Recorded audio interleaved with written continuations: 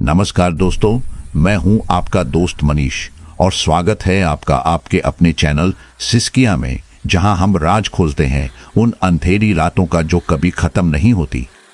दोस्तों, कल्पना कीजिए एक ऐसी रात जहां अंधकार के बीच एक निडर नारी अपने संकल्प और आस्था की शक्ति से एक भयावह यक्षिणी का सामना कर रही है। इंद्राणी, जो सिर्फ एक साधारण स्त्री नहीं बल्कि मां दुर्गा की अपार शक्ति और भक्ति का प्रतीक बन चुकी है, अपने परिवार को बचाने के लिए हर दर्द सहती है, हर बाधा को पार करती है। जब मायावी शक्तियां, भयंकर गर्जन और प्रेतात्माओं का तांडव भी उसे डरा नहीं पाता, तब स्वयं देवी जगदम्बा उसकी रक्षा के लिए प्रकट होती हैं। लेकिन क्या उसकी भक्ति उसे विजय दिला पाएगी? क्या वह इस आसुरी शक्ति को हमेशा के लिए समाप्त कर सकेगी? यह कहानी है नारी शक्ति, साहस और अटूट विश्वास की, जहां भक्ति और संकल्प से अंधकार पर प्रकाश की जीत होती है। कहानी को शुरू से अंत तक सुनिएगा, डर और खौफ का एहसास होने वाला है। दोस्तों, अगर आपका दिल कमजोर है या आपको ज्यादा डर लगता है तो कहानी को बिल्कुल अकेले न सुने। तो चलिए अब यह कहानी मेरी जुबानी सुनते हैं। आज की यह कहानी बंगाल के रहने वाले एक इंजीनियर सुधांशु राय और उनके परिवार की है, जिन्हें जीते जी नरक के दर्शन करने पड़े, वह भी बिना किसी गलती के। सुधांशु की अपनी ज्वाइनिंग के बाद यह पहली ट्रांसफर थी, वह भी कोलकाता से सीधे दार्जिलिंग। दार्जिलिंग, जिसका नाम सुनते ही रोम रोम पुलकित हो उठता है। वेस्ट बंगाल स्वयं में ही एक खूबसूरत और हरा भरा स्टेट है, उस पर दार्जिलिंग जैसा हिल स्टेशन इस खूबसूरत स्टेट का चांद है। दार्जिलिंग, इसीलिए सुधांशु का ट्रांसफर कोलकाता जैसे महानगर से दार्जिलिंग जैसी छोटी सी जगह पर हो जाने के बाद भी उनका परिवार वहां शिफ्ट होने को लेकर बहुत ज्यादा उत्साहित था। उन लोगों के उत्साह को और पंख तब लगे जब सुधांशु ने उन्हें सरकारी बंगलों की जगह अपनी पुश्तैनी हवेली अनुराधा पैलेस में रहने की बात बताई। दरअसल सुधांशु दार्जिलिंग के पास देवीपुर से बिलोंग करता था, जो दार्जिलिंग से लगभग 20 किलोमीटर दूर पहाड़ों की गोद में बसा एक छोटा सा गांव है। सुधांशु का बचपन कोलकाता में ही बीता था। वे लोग कभी अपने गांव नहीं गए थे, बस उन्होंने अपने माँ पापा से देवीपुर और अनुराधा पैलेस के बारे में सुन रखा था। अब जब किस्मत ने उन्हें वहां जाने का मौका दिया तो वे उसे खोना नहीं चाहते थे, इसलिए उन्होंने वहां के केयर टेकर से संपर्क करके पैलेस की मरम्मत भी करवा दी थी। सुधांशु के मुंह से यह बात सुनकर उसकी छोटी बहन मालविका खुशी से उत्साहित होकर चीखते हुए बोली, बाओ दादा, आप सच बोल रहे हो? हम ही हवेली में निवास करी च? हाँ मालविका, हम ही शोक्ति बोलिए, हम अब हवेली में ही रहेंगे, सुधांशु ने कहा। वह तो ठीक है सुधांशु, पर अकस्मात हवेली में निवास का विचार कैसे आया तुम्हारे मन में? सुधांशु की मां ने पूछा। मां, यह विचार तो कब से ही था हमारे मन में, बस सही समय की प्रतीक्षा थी। वह सब तो ठीक है, पर वहां से तो सिटी बहुत दूर है, इसिका का स्कूल कैसे मैनेज करेंगे? उसके बारे में कुछ सोचा है आपने? सुधांशु की पत्नी इंद्राणी ने पूछा। अरे हाँ बाबा, सब मैनेज हो जाएगा, तुम बस अपनी पैकिंग करो। ओके, बट ये तो बताइए हमें निकलना कब है? आज शाम को, सुधांशु ने कहा। शाम को? लेकिन शाम को ड्राइविंग करना सेफ नहीं है, हम कल सुबह भी तो जा सकते हैं, इंद्राणी ने कहा। ओह इंद्राणी, कितने सवाल करती हो यार तुम। चले जाते कल, लेकिन तुम लोगों की ट्रेन आज शाम की ही है, जो कल सुबह 10 बजे तक तुम्हें दार्जिलिंग पहुंचा देगी, और फिर ट्रांसपोर्ट से सामान भी तो पहुंचाना है हमें। फिर रात को ड्राइविंग नहीं करूंगा तो कब पहुंचूं? तभी टेम्पो की आवाज आती है। ये लो, पिकअप वाले भी आ गए, तुम लोग अपनी अपनी पैकिंग कर लो। और हाँ इंद्राणी, तुम देख लो क्या क्या ले जाना है, और जरा ध्यान से, सिर्फ जरूरी चीजें ही ले जानी हैं, हमें फालतू सामान यही छोड़ दो, सुधांशु ने कहा। जी, इंद्राणी ने सुधांशु की बात में हामी भरते हुए कहा। इंद्राणी और सुधांशु ने लेबर से टेम्पो में सामान भरवा दिया और एड्रेस देकर रवाना कर दिया। फिर सुधांशु ने सबको अपनी कार से रेलवे स्टेशन ड्रॉप किया और खुद भी दार्जिलिंग के लिए रवाना हो गया। इंद्राणी सुधांशु को रात में अकेले इतनी लंबी ड्राइविंग नहीं करने देना चाहती थी, पर सुधांशु के आगे उसकी एक ना चली। वह पूरी फैमिली को रात में कार में अपने साथ ले जाने को तैयार नहीं था और कार को देवीपुर तो ले जाना ही था, इसलिए उसने खुद ही कार ड्राइव कर वहां जाने का प्लान बनाया और बाकी सबको ट्रेन से भेज दिया। इंद्राणी उसके साथ कार में जाना चाहती थी, पर इसिका, मालविका और अपनी सास को भी तो अकेला नहीं छोड़ सकती थी, इसलिए उसने सुधांशु की बात मान तो ली, लेकिन उसका मन सुधांशु की चिंता में ही लगा था। हर गुजरते घंटे के साथ वह बार बार सुधांशु को फोन कर रही थी, जिससे सुधांशु झुंझला गया और उसने अगली कॉल आते ही इंद्राणी को बुरी तरह डांट दिया और फोन काट दिया। इंद्राणी को बुरा तो बहुत लगा, लेकिन फिर भी उसकी चिंता नहीं मिटी। वह पूरी रात सो ही नहीं पाई, मन ही मन मां दुर्गा से सुधांशु की सलामती की प्रार्थना करती रही। सुबह 10 बजे तय समय पर ट्रेन ने उन लोगों को स्टेशन पर उतार दिया। वहां उतरकर वे लोग स्टेशन से बाहर आए, पर अभी तक सुधांशु का कहीं कोई पता नहीं था। तब इंद्राणी की सास विद्या देवी ने उससे सुधांशु को फोन लगाने के लिए कहा। अरे इंद्राणी, जरा फोन तो लगाओ सुधांशु को, पता तो करो कहाँ है वह। जी माँ, जी वो एक्चुअली मेरे फोन की बैटरी डाउन है, इंद्राणी बोली। तुम कॉल करके पूछ लो ना अपने भैया को, कहाँ है वे? इंद्राणी ने मालविका से कहा। जी भाभी, हम क्रिचे, मालविका ने कहा। तभी इंद्राणी का फोन बजा। यह देखकर सबने एकाएक प्रश्न भरी निगाहों से उसकी तरफ देखा। इंद्राणी भी एकदम ठगी सी रह गई। उसका झूठ जो पकड़ा गया था, इसलिए किसी को कुछ एक्सप्लेन करने से बेहतर उसने कॉल रिसीव करना ही ठीक समझा। हेलो, इंद्राणी बोली। हाँ इंद्राणी, पहुंच गए तुम लोग? जी। अच्छा, एक काम करो, तुम सब चाय नाश्ता कर लो, मैं बस घंटे भर में वहां पहुंचकर पिक कर लूंगा तुम लोगों को। ओके? इंद्राणी ने सुधांशु से 2 टूक बात ही की। उसका ऐसा रिएक्शन देखकर सुधांशु को रात वाली बात याद आ गई और उसे अपनी गलती का एहसास हो गया। साथ ही एक छोटी सी मुस्कान उसके होठों पर उभर आई। लगभग 1 घंटे बाद सुधांशु ने उन लोगों को स्टेशन से पिक किया और वे लोग देवीपुर की ओर निकल पड़े। एक ऐसी जगह जो थी तो बहुत खूबसूरत दिखने में, जैसे धरती का स्वर्ग, पर वहां तो साक्षात मौत बसती थी। जो जगह बाहर से स्वर्ग से सुंदर दिखाई देती थी, असल में वह नरक से भी बदतर थी।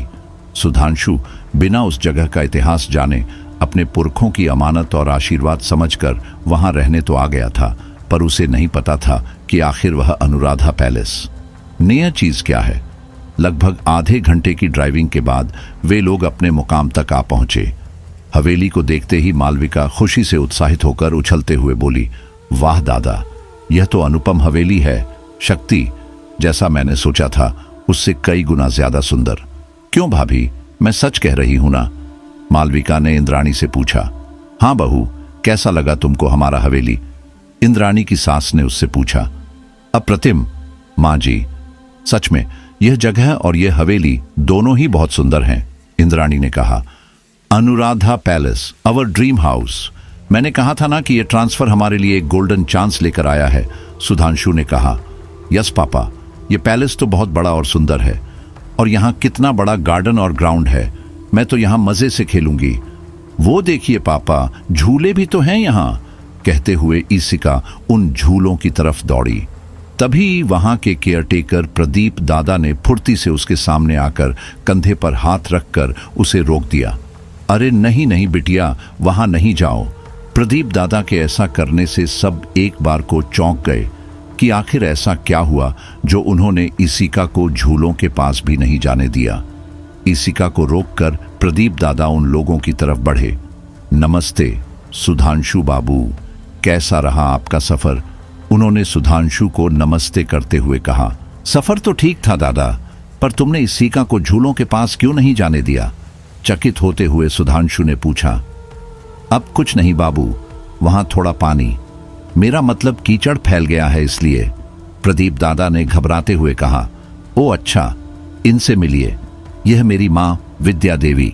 सुधांशु ने प्रदीप दादा और अपनी माँ का परिचय करवाते हुए कहा। नमस्ते ठाकुर माँ। प्रदीप दादा ने विद्या देवी को नमस्ते करते हुए कहा। फिर सुधांशु ने मालविका और इंद्राणी का भी परिचय प्रदीप दादा से करवाया और अपने सामान के बारे में पूछा। दादा, हमारा सामान का टेम्पो आया कि ना? आ गया बाबू, आज सवेरे करीब 9-10 बजे के करीब आ गया था। आपके कहे अनुसार हमने पेमेंट करके सामान भी शिफ्ट करवा दिया है। अरे वाह दादा, यह तो अच्छा कर दिया आपने। चलो फिर अंदर चलते हैं, सुधांशु ने अपनी फैमिली से कहा। उसकी यह बात सुनते ही प्रदीप दादा सुधांशु से बोले, एक बात हमको समझ नहीं आ रही है सुधांशु बाबू। क्या? प्रदीप दादा, सुधांशु ने पूछा। यही कि जब सरकार आपको निवास के लिए बंगला दे ही रही है तो फिर आपको इस पुरानी हवेली में निवास का ख्याल कैसे आ गया अचानक? दादा की बात सुनकर सुधांशु हंस पड़ा और बोला, क्या दादा? अरे अपना घर होते हुए हम भला सरकारी बंगले में क्यों रहेंगे? वह तो ठीक है बाबू, पर क्या आप इस हवेली का इतिहास नहीं जानते? ठाकुर मां, तुम किछु ना जानो? प्रदीप दादा ने विद्या देवी से पूछा। उनकी बात सुनकर सब शॉक्ड होकर उनकी तरफ देखने लगे और सुधांशु ने उनसे पूछा, इतिहास? कैसा इतिहास दादा? मैं बस इतना जानता हूं कि यह अनुराधा पैलेस मेरे दादाजी की निशानी है, उनका आशीर्वाद है मेरे लिए। वह तो आपकी बात ठीक है बाबू, पर क्या आपने कभी यह नहीं सोचा कि आपके दादा और आपके पिता आपको और ठाकुर मां को कभी यहां लेकर क्यों नहीं आए? शायद मौका नहीं मिला होगा, पर उन चीजों का अब क्या मतलब है दादा? मतलब है सुधांशु बाबू, जब से यह हवेली बनी है तब से मेरे पुरखों ने ही यहाँ की देखभाल की है, पर आज तक उनमें से कोई यहाँ रात नहीं रुका है। और आप बाबू, आप तो पूरे परिवार के साथ यहाँ निवास करने के लिए आ गए हैं। मेरी बात मानिए सुधांशु बाबू, इस हवेली में निवास का विचार मन से त्याग दीजिए, उन्होंने रिक्वेस्ट करते हुए कहा। उनकी बात सुनकर इंद्रानी और विद्या देवी घबरा गईं। इंद्रानी ने प्रदीप दादा से पूछा, ये आप क्या कह रहे हो दादा? ऐसा क्या है यहाँ? वह मैं आपको यहाँ नहीं बता सकता बहरानी, पर आप समझ जाइए, ये जगह निवास करने के लायक नहीं है, उन्होंने कहा। अरे क्या दादा, तुम सबको खामख्वा डरा रहे हो? ये सब बातें छोड़ो और गाड़ी से हमारा लगेज ले आओ। अरे पर बाबू, और इससे पहले कि प्रदीप दादा आगे कुछ बोलते, सुधांशु ने उन्हें बीच में ही रोक दिया। परवर, कुछ ना दादा, आप सामान ले आओ बस, चलो तुम लोग अंदर, कहते हुए सुधांशु ने इसिका को गोद में उठाया और आगे बढ़ा। बाकी सब भी उसके पीछे हवेली की तरफ बढ़े। इंद्रानी के कदम अब डगमगाने लगे थे। प्रदीप दादा की बातों ने उसके कोमल मन पर गहरा असर डाला था। उसका मन तो पहले से ही उस जगह आते ही बेचैन हो गया था। उस पर प्रदीप दादा की कही बातें उसे और ज्यादा विचलित कर रही थी। कहीं ना कहीं विद्या देवी के मन में भी एक अनकहे भय ने दस्तक दे दी थी, पर वह दोनों यह बात अच्छी तरह से जानती थी कि सुधांशु इन सब बातों में बिल्कुल भी विश्वास नहीं करेगा। इसलिए उनका डर और ज्यादा बढ़ गया था, पर अब कुछ करना भी तो उनके लिए संभव नहीं था।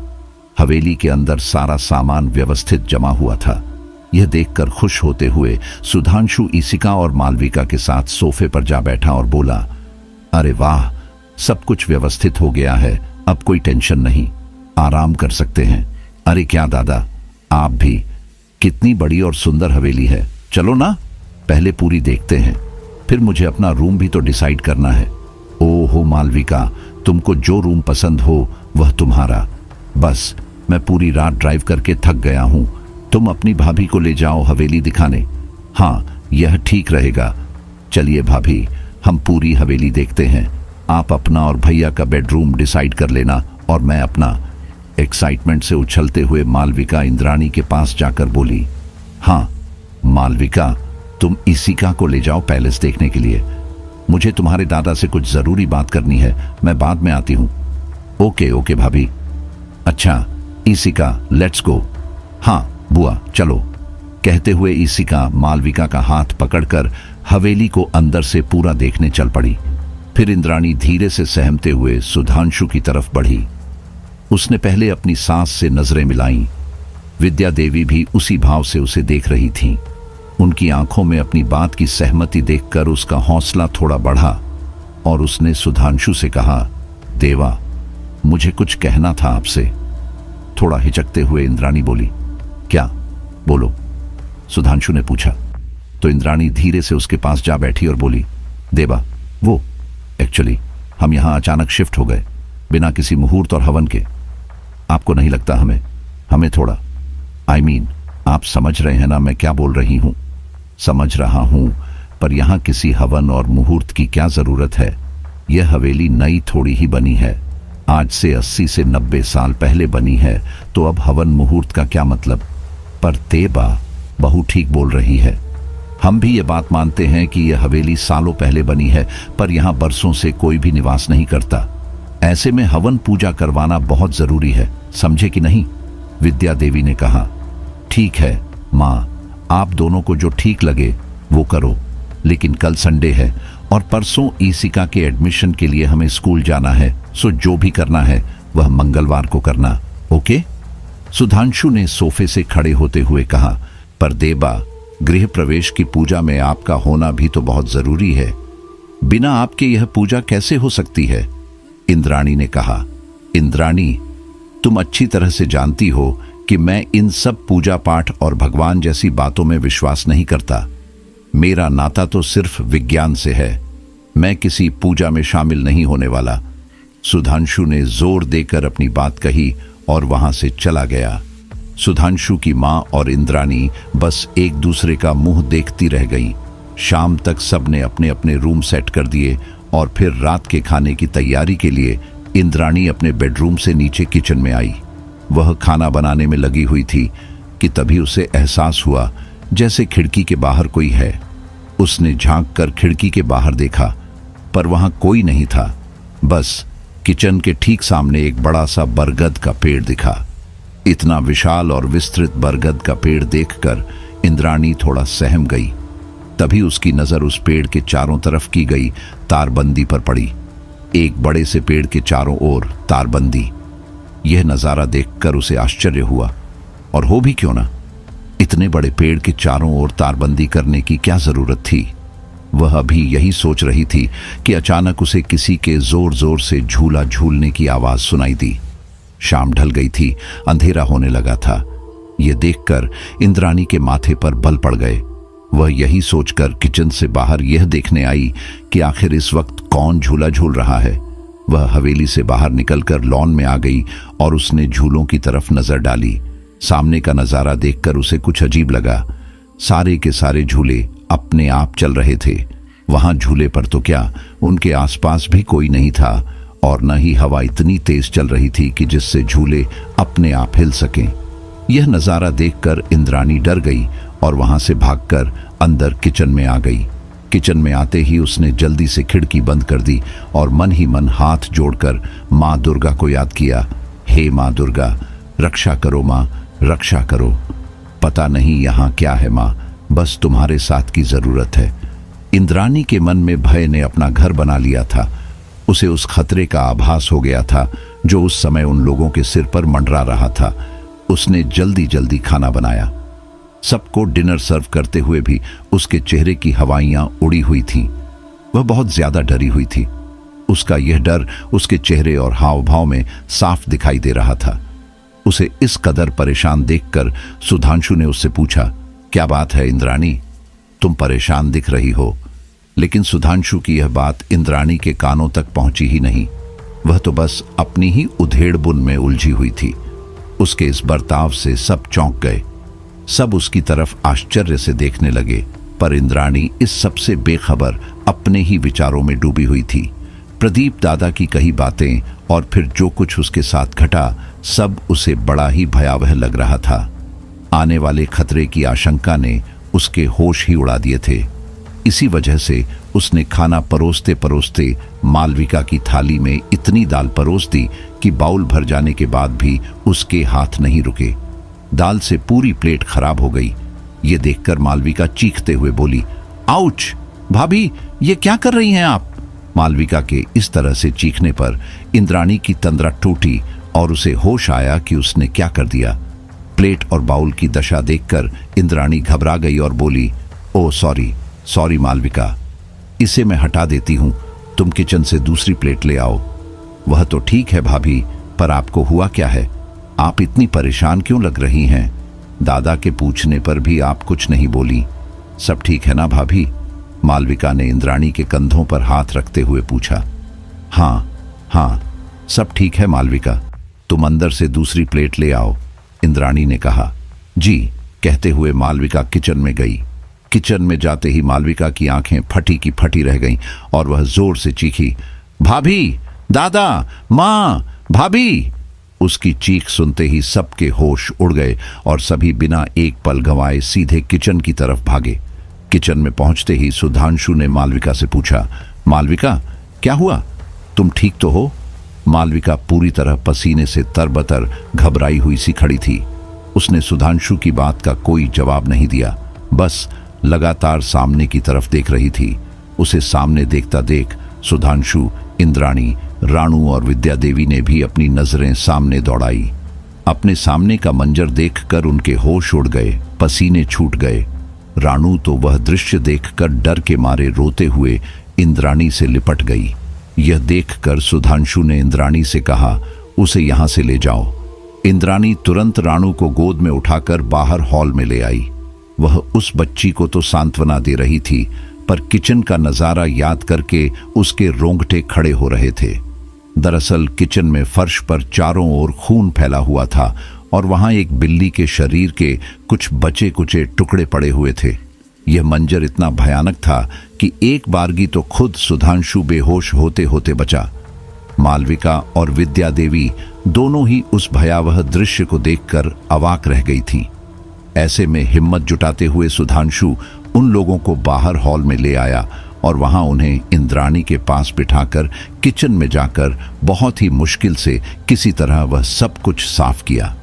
वहां कोई नौकर तो रुकता ही नहीं था रात में, और सुबह तक किचन को इस हाल में भी नहीं रखा जा सकता था, इसलिए खुद उसे ही वह सब करना पड़ा।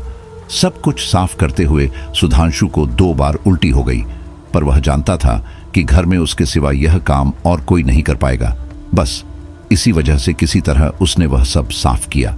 सब कुछ साफ करके जब वह बाहर अपनी फैमिली के पास आया तो उसने देखा कि सब बुरी तरह डरे हुए थे।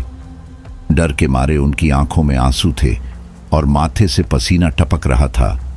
उन्हें इस हालत में देखकर माहौल ठीक करने की कोशिश करते हुए सुधांशु ने कहा, अरे क्या हुआ? तुम सब इतने डरे हुए क्यों हो? उसके मुंह से यह बात सुनकर इंद्राणी तिलमिला गई और रुंधे गले से बोली, सब कुछ अपनी आंखों से देखकर, अपने हाथों से साफ करके भी आप हमसे पूछ रहे हैं? देबा, क्या हुआ? सब डरे हुए क्यों हैं?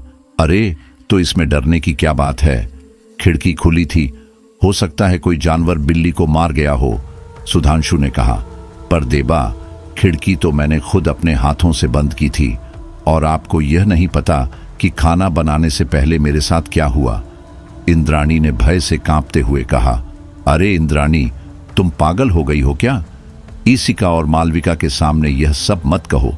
पहले ही वह बच्ची डरी हुई है, मालविका भी डर गई है, और तुम? सुधांशु ने थोड़ा गुस्से में कहा। यह तो मैं भी जानती हूं, पर देबा, और इससे पहले कि वह अपनी बात खत्म करती, सुधांशु ने हाथ उठाकर उसे रुकने का इशारा किया और गुस्से से कहा, बस इंद्राणी, अब एक शब्द और नहीं। मेरे पास तुम्हारी यह फालतू बातें सुनने का टाइम नहीं है। कहते हुए सुधांशु ने ईशिका के सिर पर प्यार से हाथ फेरा, उसे गोद में उठाया और मालविका को भी अपने साथ उनके बेडरूम में ले गया। वहां उसने दोनों को सांत्वना देकर सुला दिया। उसने मालविका और ईशिका को एक ही कमरे में सुलाया ताकि उन्हें डर न लगे, पर हॉल में इंद्राणी की आंखों से आंसुओं की धार बह रही थी। सुधांशु नास्तिक था। वह न तो भगवान पर विश्वास करता था, न ही शैतान जैसी किसी भी अदृश्य शक्ति पर। वह तो इंद्राणी की बात तक सुनना नहीं चाहता था, पर जो कुछ उसने भुगता था उस पर कोई शक नहीं किया जा सकता था। यह सब कुछ अपने आप तो हो ही नहीं सकता था, मगर सुधांशु उसकी एक भी बात सुनने को तैयार नहीं था। पर उसकी सास विद्या देवी उसकी बातों पर पूरा विश्वास कर रही थी। वे उसे सांत्वना देने की पूरी कोशिश कर रही थीं। रो मत बहू, उन्होंने इंद्राणी के कंधे पर हाथ रखते हुए कहा। तो मैं क्या करूं माँ जी, आप ही बताइए, मैं क्या करूं? इंद्राणी ने एक गहरी आह भरते हुए कहा और फिर आगे बोली, जो कुछ अभी किचन में हुआ, जो कुछ मैंने आज देखा और भुगता है, वह सब मेरा वहम कैसे हो सकता है? आप ही बताइए, बिना तेज हवा के लोहे से बने झूले अपने आप कैसे चल सकते हैं? और वह पेड़, उस वट वृक्ष के चारों ओर तारबंदी, वह किसी की मौजूदगी का एहसास। क्या यह सब सिर्फ मेरा वहम है? उसने रुंधे गले और नम आंखों से कहा। हाँ, यह सब सिर्फ तुम्हारा वहम है और कुछ नहीं। सुधांशु की आवाज हॉल में गूंज उठी। उसकी आवाज सुनकर इंद्राणी और विद्या देवी ने पलट कर देखा। सामने सुधांशु खड़ा था। वह मालविका और इसिका को सुलाकर वापस हॉल में आ गया था। उसे सामने देखकर इंद्राणी चुप हो गई। सुधांशु दोनों की तरफ आगे बढ़ा और पास आकर बोला, क्या यार इंद्राणी, तुम अब भी वही बकवास कर रही हो? मुझे समझ ही नहीं आ रहा कि तुम्हारी प्रॉब्लम क्या है। जब से हम यहाँ आए हैं तब से तुम बस कुछ ना कुछ बकवास किए जा रही हो। What's wrong with you? अरे देबा, तुम पहले इसकी पूरी बात तो सुन लो। वह कहना क्या चाहती है? बिना इसकी बात सुने ही इस पर गुस्सा करना ठीक व्यवहार नहीं है बेटा। विद्या देवी ने समझाने की कोशिश की। क्या सुनूं माँ, ये बस बकवास कर रही है, इसे यहाँ रहना ही नहीं है। उस पर प्रदीप दादा ने बेकार बातें करके और कीड़ा घुसा दिया है इसके दिमाग में। सुधांशु ने फिर गुस्से में कहा। उसका यह व्यवहार देखकर इंद्राणी बहुत ज्यादा आहत हो गई। उसकी आंखों में आंसू भर आए और वह वहां से चली गई। उसे इस तरह दुखी होकर जाते देख विद्या देवी ने सुधांशु को फटकार लगाते हुए कहा, यह कैसा व्यवहार है तुम्हारा बहू के साथ देबा? तुम बिना उसकी एक भी बात सुने उस पर बरसे जा रहे हो। यह ठीक बात नहीं है, बिल्कुल भी ठीक नहीं है। Okay, I am sorry, Sudhanshu ने कहा। यह सॉरी मुझे नहीं, जाकर बहू को बोलो। वह तुम्हारी अर्धांगिनी है देवा। उसका ऐसा अपमान करना तुम्हें शोभा नहीं देता। माना कि तुम कुछ चीजों में विश्वास नहीं करते, पर इसका यह मतलब तो नहीं कि तुम दूसरों के विश्वास को गलत ठहराओ। और फिर यहाँ कुछ तो जरूर अजीब है। कुछ तो ऐसा जरूर है देबा जो हमारी आंखों के सामने होते हुए भी हम देख नहीं पा रहे हैं। विद्या देवी ने गंभीर स्वर में कहा। क्या माँ, अब आप भी शुरू हो गईं? यह प्रदीप दादा की तो, सुधांशु ने गुस्से से कहा। बात प्रदीप दादा की नहीं है देबा, मुझे भी यहाँ कुछ तो अजीब लग रहा है, विद्या देवी ने सफाई देते हुए कहा। ओके माँ, मुझे आपसे कोई बहस नहीं करनी है। अब आप भी चलकर आराम कर लीजिए, मुझे तो बहुत नींद आ रही है। चलिए, मैं आपको आपके बेडरूम तक छोड़ देता हूँ, सुधांशु ने कहा। नहीं, उसकी जरूरत नहीं है, मैं खुद चली जाऊंगी। पर हाँ, तुम अपने कमरे में जाकर सबसे पहले बहू से अपने व्यवहार के लिए माफी मांगोगे, और अगर ऐसा नहीं किया तो फिर मुझसे कभी बात मत करना। कहते हुए विद्या देवी अपने कमरे की तरफ चली गई। उन्हें ऐसे गुस्से में जाते देखकर सुधांशु के चेहरे पर एक मुस्कुराहट आ गई और वह भी उसी मुस्कान के साथ अपने बेडरूम में चला गया। इंद्राणी वहां बेड पर बैठी रो रही थी, पर सुधांशु के आने की आहट सुनकर उसने अपने आंसू पोंछ लिए और चुपचाप पलटकर सो गई। उसने अपनी आंखें तो बंद कर ली थीं, पर उसके आंसू थमने का नाम ही नहीं ले रहे थे। उसकी दशा बता पाना बहुत मुश्किल था। एक तो उसके साथ अचानक हुई वह अजीबोगरीब घटनाएं और उस पर अपने ही पति का यह बेरुखापन। जब सुधांशु ने उसे उस हाल में देखा तो उसका पत्थर जैसा दिल आखिर पिघल ही गया। उसने बेड पर जाकर धीरे से इंद्राणी के सिर पर प्यार से हाथ फेरा। उसका एहसास पाते ही इंद्राणी की मनोव्यथा आंसुओं की नदी बनकर उसकी आंखों से बहने लगी, पर उसने अपनी आंखें नहीं खोली।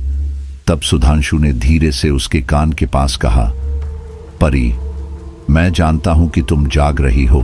मुझे माफ कर दो मेरी जान, गलती हो गई मुझसे। मुझे ऐसा व्यवहार नहीं करना चाहिए था। तुम्हारे साथ आई एम सॉरी। लेकिन इंद्राणी पर उसकी बातों का कोई असर नहीं हुआ। उसने अपनी आंखें नहीं खोली। तब सुधांशु ने कहा, ओके बाबा, अब माफ भी कर दो यार। तुम कहो तो कान पकड़कर उठक बैठक कर लूं तुम्हारे सामने। उसकी यह बात सुनकर इंद्राणी के दुखी मन को थोड़ा धैर्य मिला। उसने अपनी आंखें खोली और सुधांशु से लिपटकर रो पड़ी। अब तो उसकी यह हालत देखकर सुधांशु भी हैरान हो गया। उसे इंद्राणी की बातों पर तो विश्वास नहीं हो रहा था, पर उसका यह हाल भी उसकी समझ से बाहर था। खैर, उसने किसी तरह इंद्राणी को समझा बुझाकर सुला दिया और खुद भी सो गया।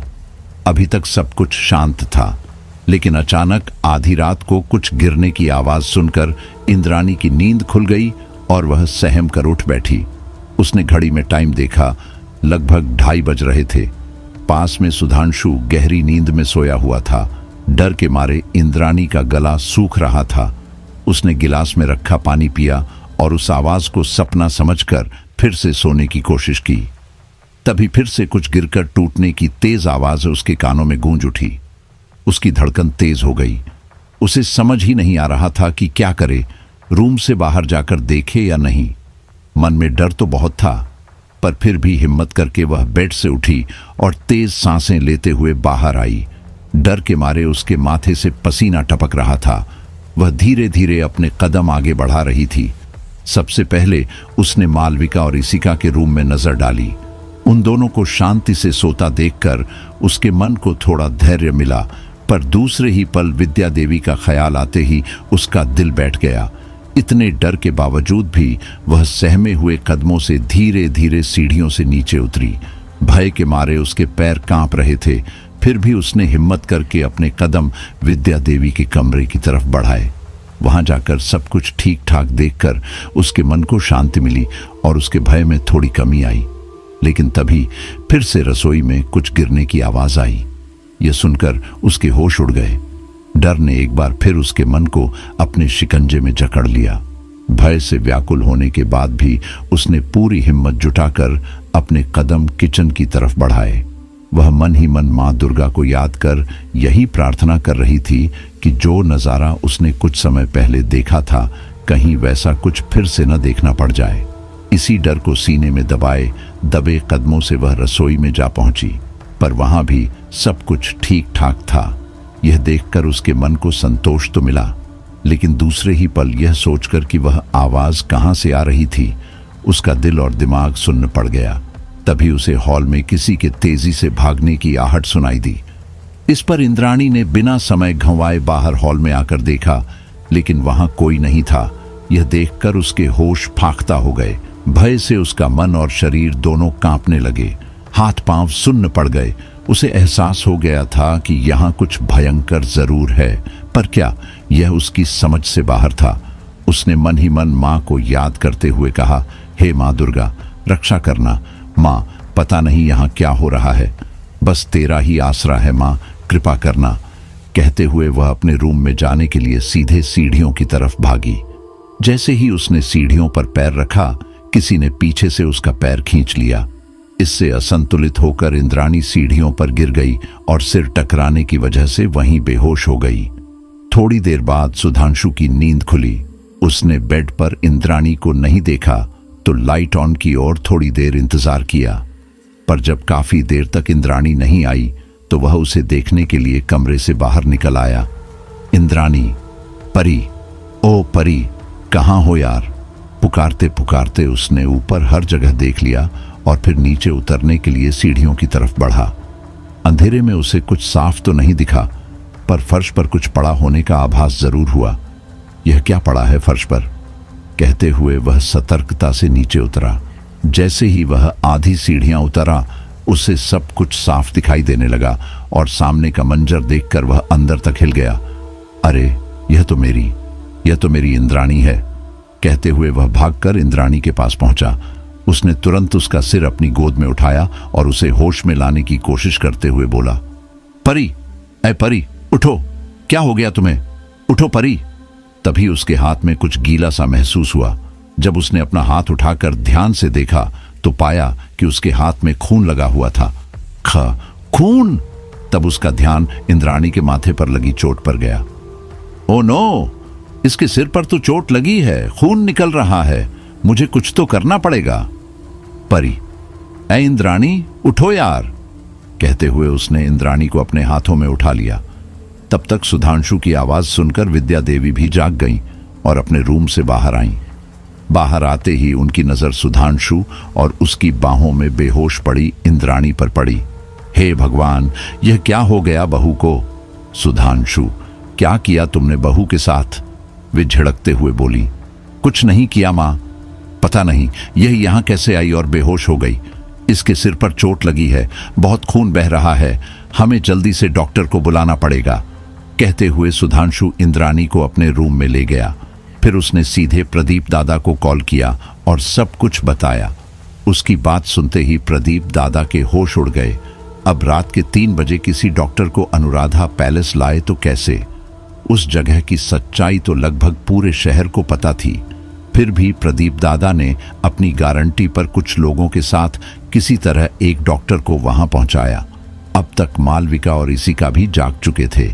अपनी मम्मी को इस हालत में देखकर इसिका का रो रो कर बुरा हाल था। मालविका की भी यही हालत थी। सुधांशु और विद्या देवी किसी तरह उन दोनों को संभाल रहे थे, पर इंद्राणी को इस स्थिति में देखकर सुधांशु भी पूरी तरह टूट चुका था। उसकी आंखों में भी आंसू छलक रहे थे। डॉक्टर और प्रदीप दादा के आने के बाद उसे थोड़ा संबल मिला। डॉक्टर ने इंद्राणी को इंजेक्शन दिया और ड्रेसिंग करने के बाद एक प्रिस्क्रिप्शन सुधांशु को देते हुए बोले, सुधांशु बाबू, यह कुछ दवाइयां हैं जिन्हें आप सुबह मंगवा लीजिएगा। मैंने इन्हें इंजेक्शन दे दिया है, ये सुबह तक होश में आ जाएंगी। जी डॉक्टर साहब, शुक्रिया, सुधांशु ने कहा। प्रदीप दादा ने भी उसे ढांढस बंधाया और खुद वहीं उनके साथ रुक गए। डॉक्टर को उन्होंने अपने साथ आए आदमियों के साथ भेज दिया और फिर उन्होंने सुधांशु से इस हादसे के बारे में पूछा। सुधांशु ने इस पर अपनी अनभिज्ञता जाहिर की। तब विद्या देवी ने प्रदीप दादा से रात को हुई सारी घटनाओं का जिक्र किया और उनसे हवेली के राज को बताने की बात कही। इस पर प्रदीप दादा बोले, मुझे क्षमा करें ठाकुर माँ, पर इस समय मैं आपको कुछ भी बताने में समर्थ नहीं हूँ। पर क्यों दादा? मालविका ने घबरा कर पूछा। आप क्यों नहीं बता सकते? प्रदीप दादा चुप रहे। उनके इस व्यवहार से मालविका को बहुत दुख हुआ और उसने तड़पते हुए कहा, वाह वाह दादा, यहाँ भाभी की जान खतरे में है, वो बेहोश पड़ी हैं, हम सबकी जान खतरे में है और आपको केवल अपनी जान की पड़ी है। छी, अरे ना ना बिटिया, ऐसा मत बोलो, प्रदीप दादा बोले। अरे हमने तो पहले ही तुम्हारे सुधांशु दादा को सब कुछ बता दिया था कि यहाँ निवास करने का विचार त्याग दें। अरे तुम्हारे सामने भी तो कहा था ना, पर आप लोग हमारी बात माने ही नहीं। तुम जानना चाहती हो ना कि यहाँ आखिर क्या है, तो सुनो, हम अपनी जान जोखिम में डालकर तुम्हें बताते हैं। इस अनुराधा पैलेस में एक भयानक यक्षिणी का वास है। यक्षिणी? ये क्या होता है प्रदीप दादा? मालविका ने घबरा कर पूछा। इससे पहले कि प्रदीप दादा कुछ बोलते, सुधांशु बीच में ही बोल पड़ा, कुछ नहीं, यक्षिणी जैसा कुछ नहीं होता मालविका, बकवास है ये सब। और तुम भी क्या दादा, बच्चियां वैसे ही डरी हुई हैं और तुम इन्हें और डरा रहे हो। नहीं सुधांशु बाबू, मैं किसी को डराने के लिए कुछ नहीं कह रहा, मैं तो बस आपको सच बता रहा हूं। अरे इतना सब कुछ अपनी आंखों से देखने के बाद भी आपको मेरी बातों पर विश्वास नहीं हो रहा। मेरा कहना मानिए सुधांशु बाबू। ठाकुर माँ, आप ही इन्हें समझाइए। क्या आपको भी मेरी बात पर विश्वास नहीं है? क्या आपको भी लगता है कि मैं अनुचित बात कर रहा हूं? नहीं प्रदीप दा, मुझे विश्वास है तुम्हारी बात पर। यहां जरूर कुछ तो है। यक्षिणी? विद्या देवी ने कहा। यक्षिणी तो एक जिंदा प्रेतनी होती है ना प्रदीप दा? जी हां ठाकुर माँ, प्रदीप दादा बोले। एक ऐसी जीवित डाकिनी जो पुरुषों से विवाह करके उनकी बलि देकर अपना यौवन और आयु बढ़ाती है, इंसानों और जानवरों के खून और मांस से अपना पेट भरती है, और सबसे बड़ी बात, यह केवल रात में ही विचरण करती है। दिन में सूरज की रोशनी से इसे तकलीफ होती है। प्रदीप दादा की बात सुनकर विद्या देवी और मालविका के तो होश ही उड़ गए, पर सुधांशु ने उनकी बात का मजाक उड़ाया। उसे उनकी किसी भी बात पर कोई यकीन नहीं था। उसने डरी सहमी इसिका को अपनी गोद में उठाया और उसे हंसाने की कोशिश करते हुए कमरे से बाहर ले आया। उसके चले जाने पर प्रदीप दादा ने विद्या देवी को पूरी बात बताई। वे बोले, यह बात तब की है ठाकुर माँ, जब आपके ससुर जी ठाकुर विश्वनाथ बनर्जी ने यह अनुराधा पैलेस बनवाया था। जब यह पैलेस बन रहा था तब यहाँ से एक एक करके मजदूर गायब होने लगे, और फिर ठीक उसी तरह जिस तरह आपकी रसोई में वह बिल्ली के टुकड़े मिले थे, उन मजदूरों की लाश के टुकड़े मिले। यह सिलसिला तब तक चलता रहा जब तक कि पैलेस का काम खत्म नहीं हुआ। रोज नए मजदूर आते गए और मरते गए। पुलिस ने एड़ी छोटी का जोर लगा दिया, पर कुछ हासिल नहीं हुआ। फिर जब यह पैलेस बनकर तैयार हुआ तो आपके ससुर जी, आपकी सासू माँ और परिवार के साथ यहाँ निवास करने आ गए। यहाँ आने के 4 दिन बाद ही आपकी सासू माँ का देहांत हो गया। वह भी बहू रानी की ही तरह सीढ़ियों से गिर गई थी। उसके बाद अचानक एक दिन रानी नाम की अत्यंत सुंदर लड़की आपके जेठ रविंद्रनाथ से विवाह करके हवेली में आ गई। ठाकुर बाबू तो विस्मित ही रह गए, पर फिर भी उन्होंने उस कन्या को बहू के रूप में स्वीकार कर लिया। पर दूसरे ही दिन ठाकुर बाबू पर दुख का पहाड़ टूट पड़ा। ऐसा क्या हुआ प्रदीप दा? विद्या देवी ने पूछा। रविंद्र दादा दुनिया छोड़कर चले गए थे। उनका शरीर एकदम सफेद पड़ गया था, जैसे किसी ने उनके शरीर से खून ही निचोड़ लिया हो। और उस लड़की रानी का भी कहीं कोई पता नहीं था। उस दिन के बाद उसे किसी ने भी नहीं देखा। तब ठाकुर बाबू को संदेह हुआ और उन्होंने अपने खानदान के पुरोहित जी से संपर्क किया और उन्हें सारा हाल बताया। तब पुरोहित जी ने आकर इस अनुराधा पैलेस का निरीक्षण किया और ठाकुर बाबू को बताया कि जो सामने वट वृक्ष है उसमें यक्षिणी का वास है। उन्होंने जल्दी से जल्दी इस पैलेस को छोड़ने की सलाह दी। उन्होंने ही किसी को भी वहां न जाने की सख्त हिदायत दी थी। इसी कारण ठाकुर बाबू ने यह पैलेस तो छोड़ दिया, पर वहां उस वट वृक्ष के चारों ओर तारबंदी करवा दी थी ताकि कोई भी इंसान भूल से भी वहां न जाए। और इसीलिए उन्होंने फिर कभी यहां लौटकर भी नहीं देखा। आपके पति कोबीराज दादा यह सब जानते थे, इसी कारण तो वे भी आपको और सुधांशु बाबू को यहां लेकर कभी नहीं आए। कहते हुए प्रदीप दादा ने अपनी बात खत्म की है। हे भगवान, इसका मतलब अब हमें भी यह घर छोड़ना पड़ेगा, विद्या देवी ने चिंतित स्वर में कहा। तभी सुधांशु वहां आ गया। अरे प्रदीपा, क्या हुआ? अभी तक आपकी कहानी खत्म नहीं हुई? कहानी नहीं है सुधांशु बाबू, सच है, बिल्कुल सच। अच्छा बाबा, सच ही सही, पर आप अपने इस सच से सबको क्यों डराना चाहते हैं? मैं किसी को नहीं डरा रहा हूं बाबू। चलो मान भी लें कि जो कुछ मैं कह रहा हूं वह सच नहीं है, तो फिर अचानक बहू रानी के साथ यह जानलेवा हादसा कैसे हो गया? बोलो, प्रदीप दादा ने पूछा। ओ कम ऑन दादा, वह रात में पानी लेने आई होगी और आपकी यह सो कॉल्ड हॉरर स्टोरीज याद करके डर गई होगी। इसी वजह से बेहोश होकर गिर गई और उसे चोट आ गई। वाह सुधांशु बाबू, वाह! अब आप बिना सच जाने अपनी मनगढ़ंत कहानी बना रहे हैं। वही सही, और हम जो बरसों से अपने पूर्वजों से सुनते आ रहे हैं, कई अनहोनी घटनाओं को अपनी आंखों से देखते आ रहे हैं, आपको उस पर विश्वास नहीं, बल्कि आप खुद ही कहानी बनाने लगे। अगर आपको हमारी बात पर विश्वास नहीं है तो कोई बात नहीं, पर आप अपने मन से भी तो कोई कहानी मत बनाइए। पहले बहू रानी को होश में तो आने दीजिए, वही बताएंगी कि आखिर उनके साथ क्या हुआ था, वे बेहोश कैसे हो गईं। प्रदीप दादा की बात सुनकर सुधांशु शांत हो गया और सब मिलकर इंद्राणी के होश में आने का इंतजार करने लगे। थोड़ी देर बाद जब इंद्राणी को होश आया, तब विद्या देवी और सुधांशु ने उसकी कुशल क्षेम पूछी और फिर अचानक बेहोश होने का कारण जानना चाहा। तब इंद्राणी ने उन्हें पूरी बात बताई और यह भी बताया कि वह खुद से नहीं गिरी थी, बल्कि किसी ने उसका पैर खींचकर उसे गिराया था। इंद्राणी के मुंह से यह सुनते ही प्रदीप दादा ने सुधांशु से कहा, अब बोलो सुधांशु बाबू, क्या अब भी आपको हमारी बात पर विश्वास नहीं? नहीं, सुधांशु ने कहा। यह आप क्या कह रहे हो दादा? मालविका ने कहा। वही जो मुझे कहना चाहिए। हो सकता है वहां कोई चोर हो या फिर डर की वजह से इंद्राणी को ऐसा आभास हुआ हो कि किसी ने उसका पैर खींचा, सुधांशु ने कहा। आप कैसी बातें कर रहे हो देवा?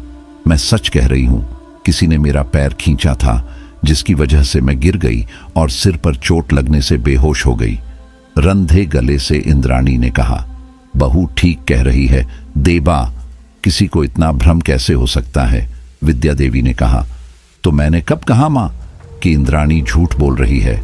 वहां कोई चोर भी तो हो सकता है ना? चोर होता तो मुझे दिखता तो सही, और अगर नहीं दिखा तो भी सोचो मुझे गिराकर उसे क्या मिलने वाला था देवा? जरा सोचिए, इंद्राणी ने एक आह भरते हुए कहा। हाँ दादा, भाभी ठीक कह रही हैं, चोर होता तो खुद छिपता, उन्हें क्यों गिराता? मालविका ने सुधांशु को समझाते हुए कहा। तभी प्रदीप दादा बोले, और चोर यहां करने क्या आएगा? आप लोग तो यहां कल ही आए हैं, उसके पहले यह जगह बरसों से वीरान पड़ी थी। ऊपर से इस खतरनाक जगह का इतिहास भी सबको पता है, तो फिर कोई यहां आने का जोखिम क्यों उठाएगा? प्रदीप दादा ने कहा और आगे बोले, और फिर घर से कुछ चोरी भी तो नहीं हुआ ना? फिर क्या चोर सिर्फ बहू रानी को गिराने के लिए ही आया था? प्रदीप दादा ने तंज कसते हुए कहा, हाँ देवा, प्रदीप दादा ठीक कह रहे हैं। चोर आता तो कुछ ना कुछ जरूर चुराता, और फिर यह जगह तो बरसों से वीरान पड़ी है, यहां कोई चोर करने ही क्या आएगा? विद्या देवी ने सुधांशु को समझाते हुए कहा। ओके मां, मान लेते हैं कि चोर नहीं आया, पर इससे यह भी तो साबित नहीं होता कि यह किसी भूत या यक्षिणी का काम है। सुधांशु ने कहा। यक्षिणी? ये यक्षिणी क्या है देवा? इंद्राणी ने पूछा। अरे कुछ नहीं इंद्राणी, तुम आराम करो, यह सब प्रदीप दादा की कहानियां हैं बस। नहीं देवा, आपको मेरी कसम, प्लीज मुझे बताइए कि बात क्या है, इंद्राणी ने अधीर होते हुए कहा। ऐसा कुछ नहीं है इंद्राणी, मैंने कहा ना, तुम आराम करो बस। सुधांशु ने एक बार फिर बात टालने की कोशिश करते हुए कहा। तब इंद्राणी ने विद्या देवी से अनुरोध किया, माँ जी प्लीज आप तो बताइए कि बात क्या है। ये तो उस खतरे का आभास भी नहीं कर सकते जिसे मैंने भुगता है। यह मेरी बात नहीं मानेंगे, मुझे कुछ नहीं बताएंगे, पर आप तो मुझे अपनी बेटी मानती हैं ना? प्लीज मुझे बताइए कि बात क्या है। कहते हुए इंद्राणी चुप हो गई। अरे बहू, तुम चिंता मत करो, मैं सब बताती हूं तुम्हें। कहते हुए विद्या देवी ने इंद्राणी को पूरी बात बताई। यह सुनकर इंद्राणी बेहद डर गई और हाथ जोड़कर प्रार्थना करने लगी। हे मां दुर्गा, रक्षा करो मां, इस विपत्ति से मेरे पति और परिवार की रक्षा करो मां। ओह नो, क्या यार इंद्राणी, एक वकील होते हुए भी तुम इन सब बकवास पर विश्वास करती हो? सुधांशु ने कहा। इन बातों का मेरी वकालत से क्या लेना देना देवा, आप जैसा समझ रहे हैं वैसा नहीं है। आपको विश्वास नहीं है ना?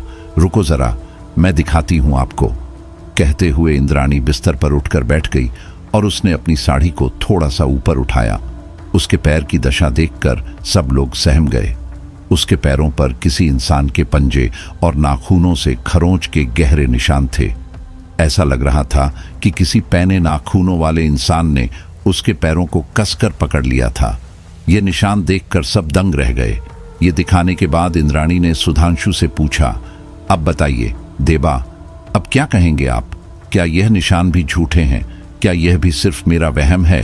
बोलिए। आंसुओं से भरी आंखों और रुंधे गले से उसने कहा। सुधांशु पूरी तरह नास्तिक था। उसे किसी भी अलौकिक शक्ति पर रत्ती भर भी विश्वास नहीं था, पर इंद्राणी के पैरों पर बने उन गहरे निशानों को देखने के बाद उसके पास कहने और तर्क करने के लिए कुछ नहीं बचा था। फिर भी उसका मन किसी पारलौकिक शक्ति को मानने से इनकार कर रहा था। वह बिना कुछ बोले वहां से चला गया।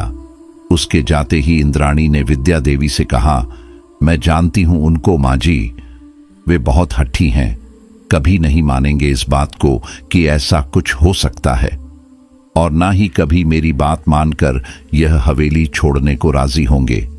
इसीलिए मैं हाथ जोड़कर आपसे प्रार्थना करती हूं, आप उन्हें समझाइए कि यहां निवास करना हमारे परिवार के लिए कितना घातक हो सकता है। बहू, पर यह बात तो तुम भी अच्छी तरह से जानती हो कि वह कितना हठी है, कभी नहीं मानेगा। उसने तो कभी भगवान पर भी विश्वास नहीं किया, तो अब इस यक्षिणी वाली बात को कहां मानेगा? विद्या देवी ने कहा। उनकी बात सुनकर सब मन मसोस कर रह गए। धूप निकल आई थी और अभी सब कुछ सामान्य ही था।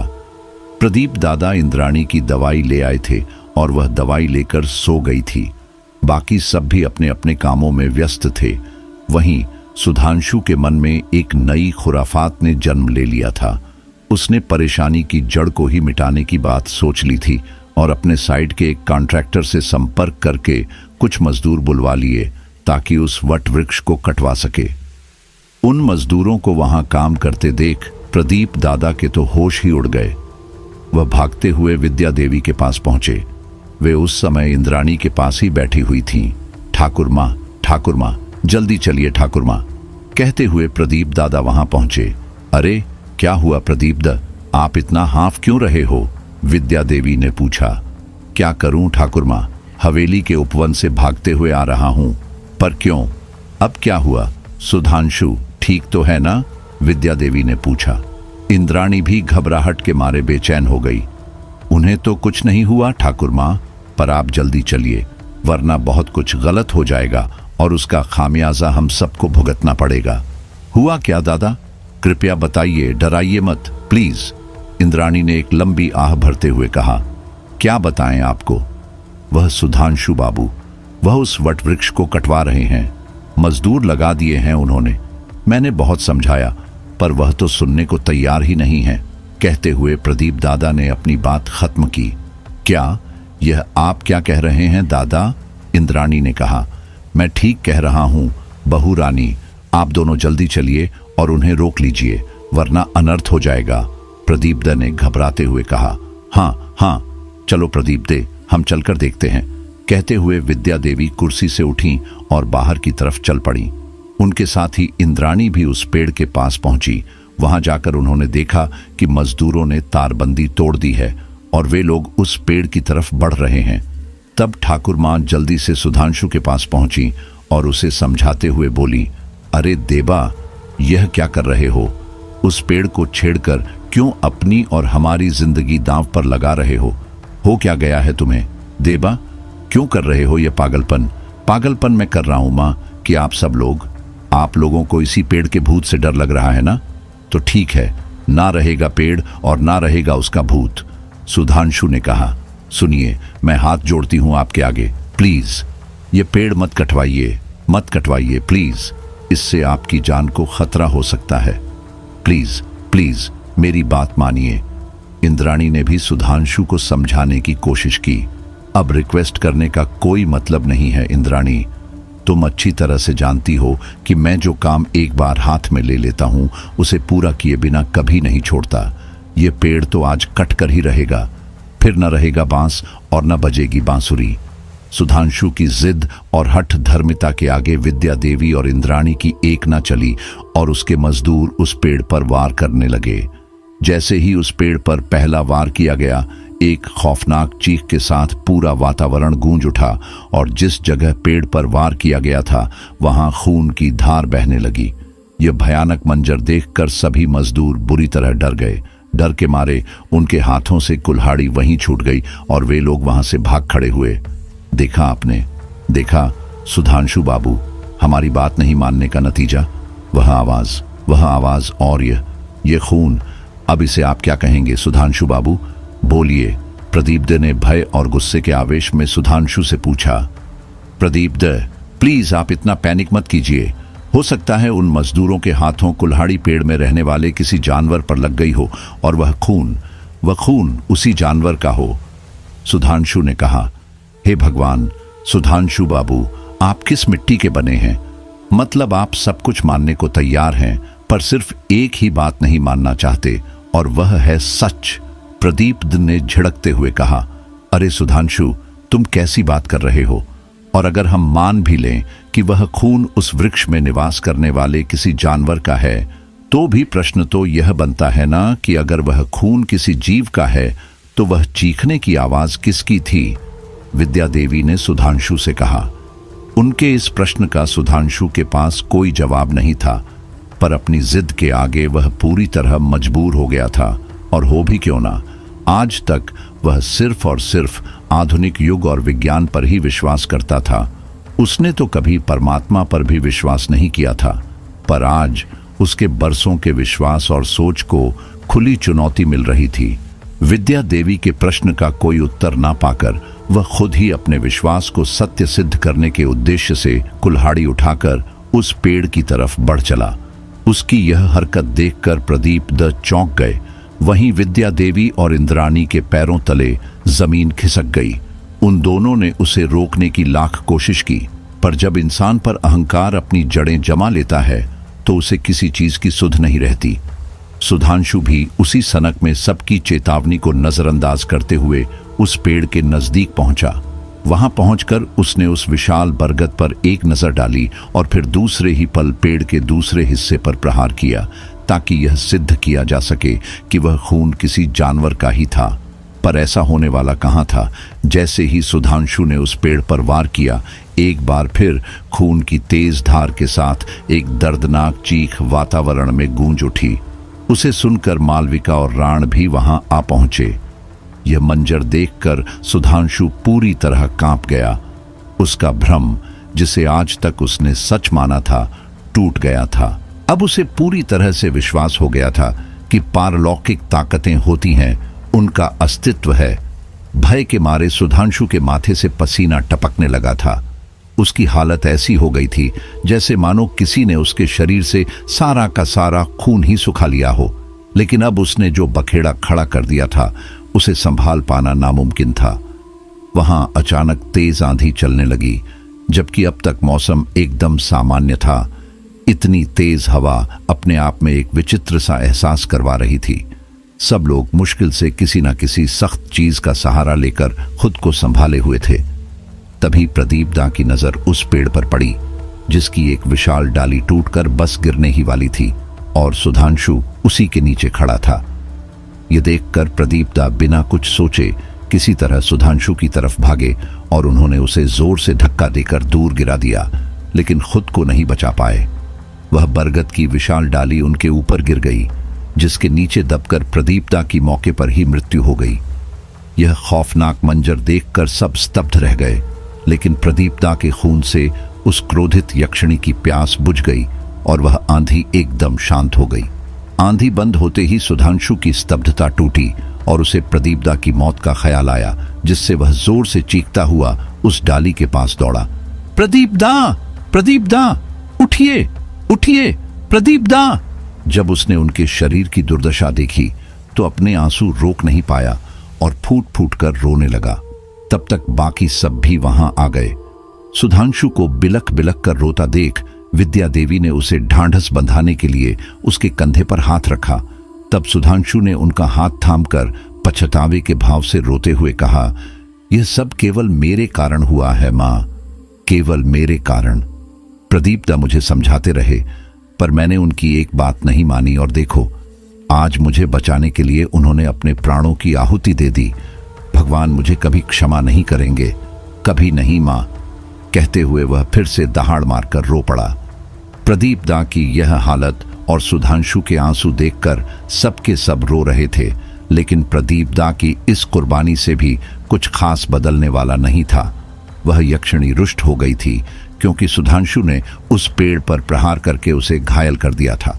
अभी दिन का समय होने के कारण वह उस पेड़ से बाहर नहीं आ पा रही थी, क्योंकि उसका शरीर धूप सहन नहीं कर सकता था। धूप से उसका शरीर जलकर नष्ट हो सकता था। बस केवल यही वजह थी कि सुधांशु और उसका परिवार अब तक जिंदा बचा हुआ था। विद्या देवी इस बात को जानती थीं और आने वाले खतरे को भी भांप चुकी थीं। इसीलिए उन्होंने किसी तरह सुधांशु को समझा बुझाकर सांत्वना देकर वहां से निकलने के लिए तैयार कर लिया। वे लोग बिना समय गंवाए शाम होने से पहले देवीपुर से निकलकर दार्जिलिंग पहुंच गए। वहां पहुंचकर उन्होंने एक होटल में रात बिताई और प्रदीप दा के बारे में पुलिस को सूचना दे दी, पर उनमें से कोई भी पुलिस के साथ वहां नहीं गया।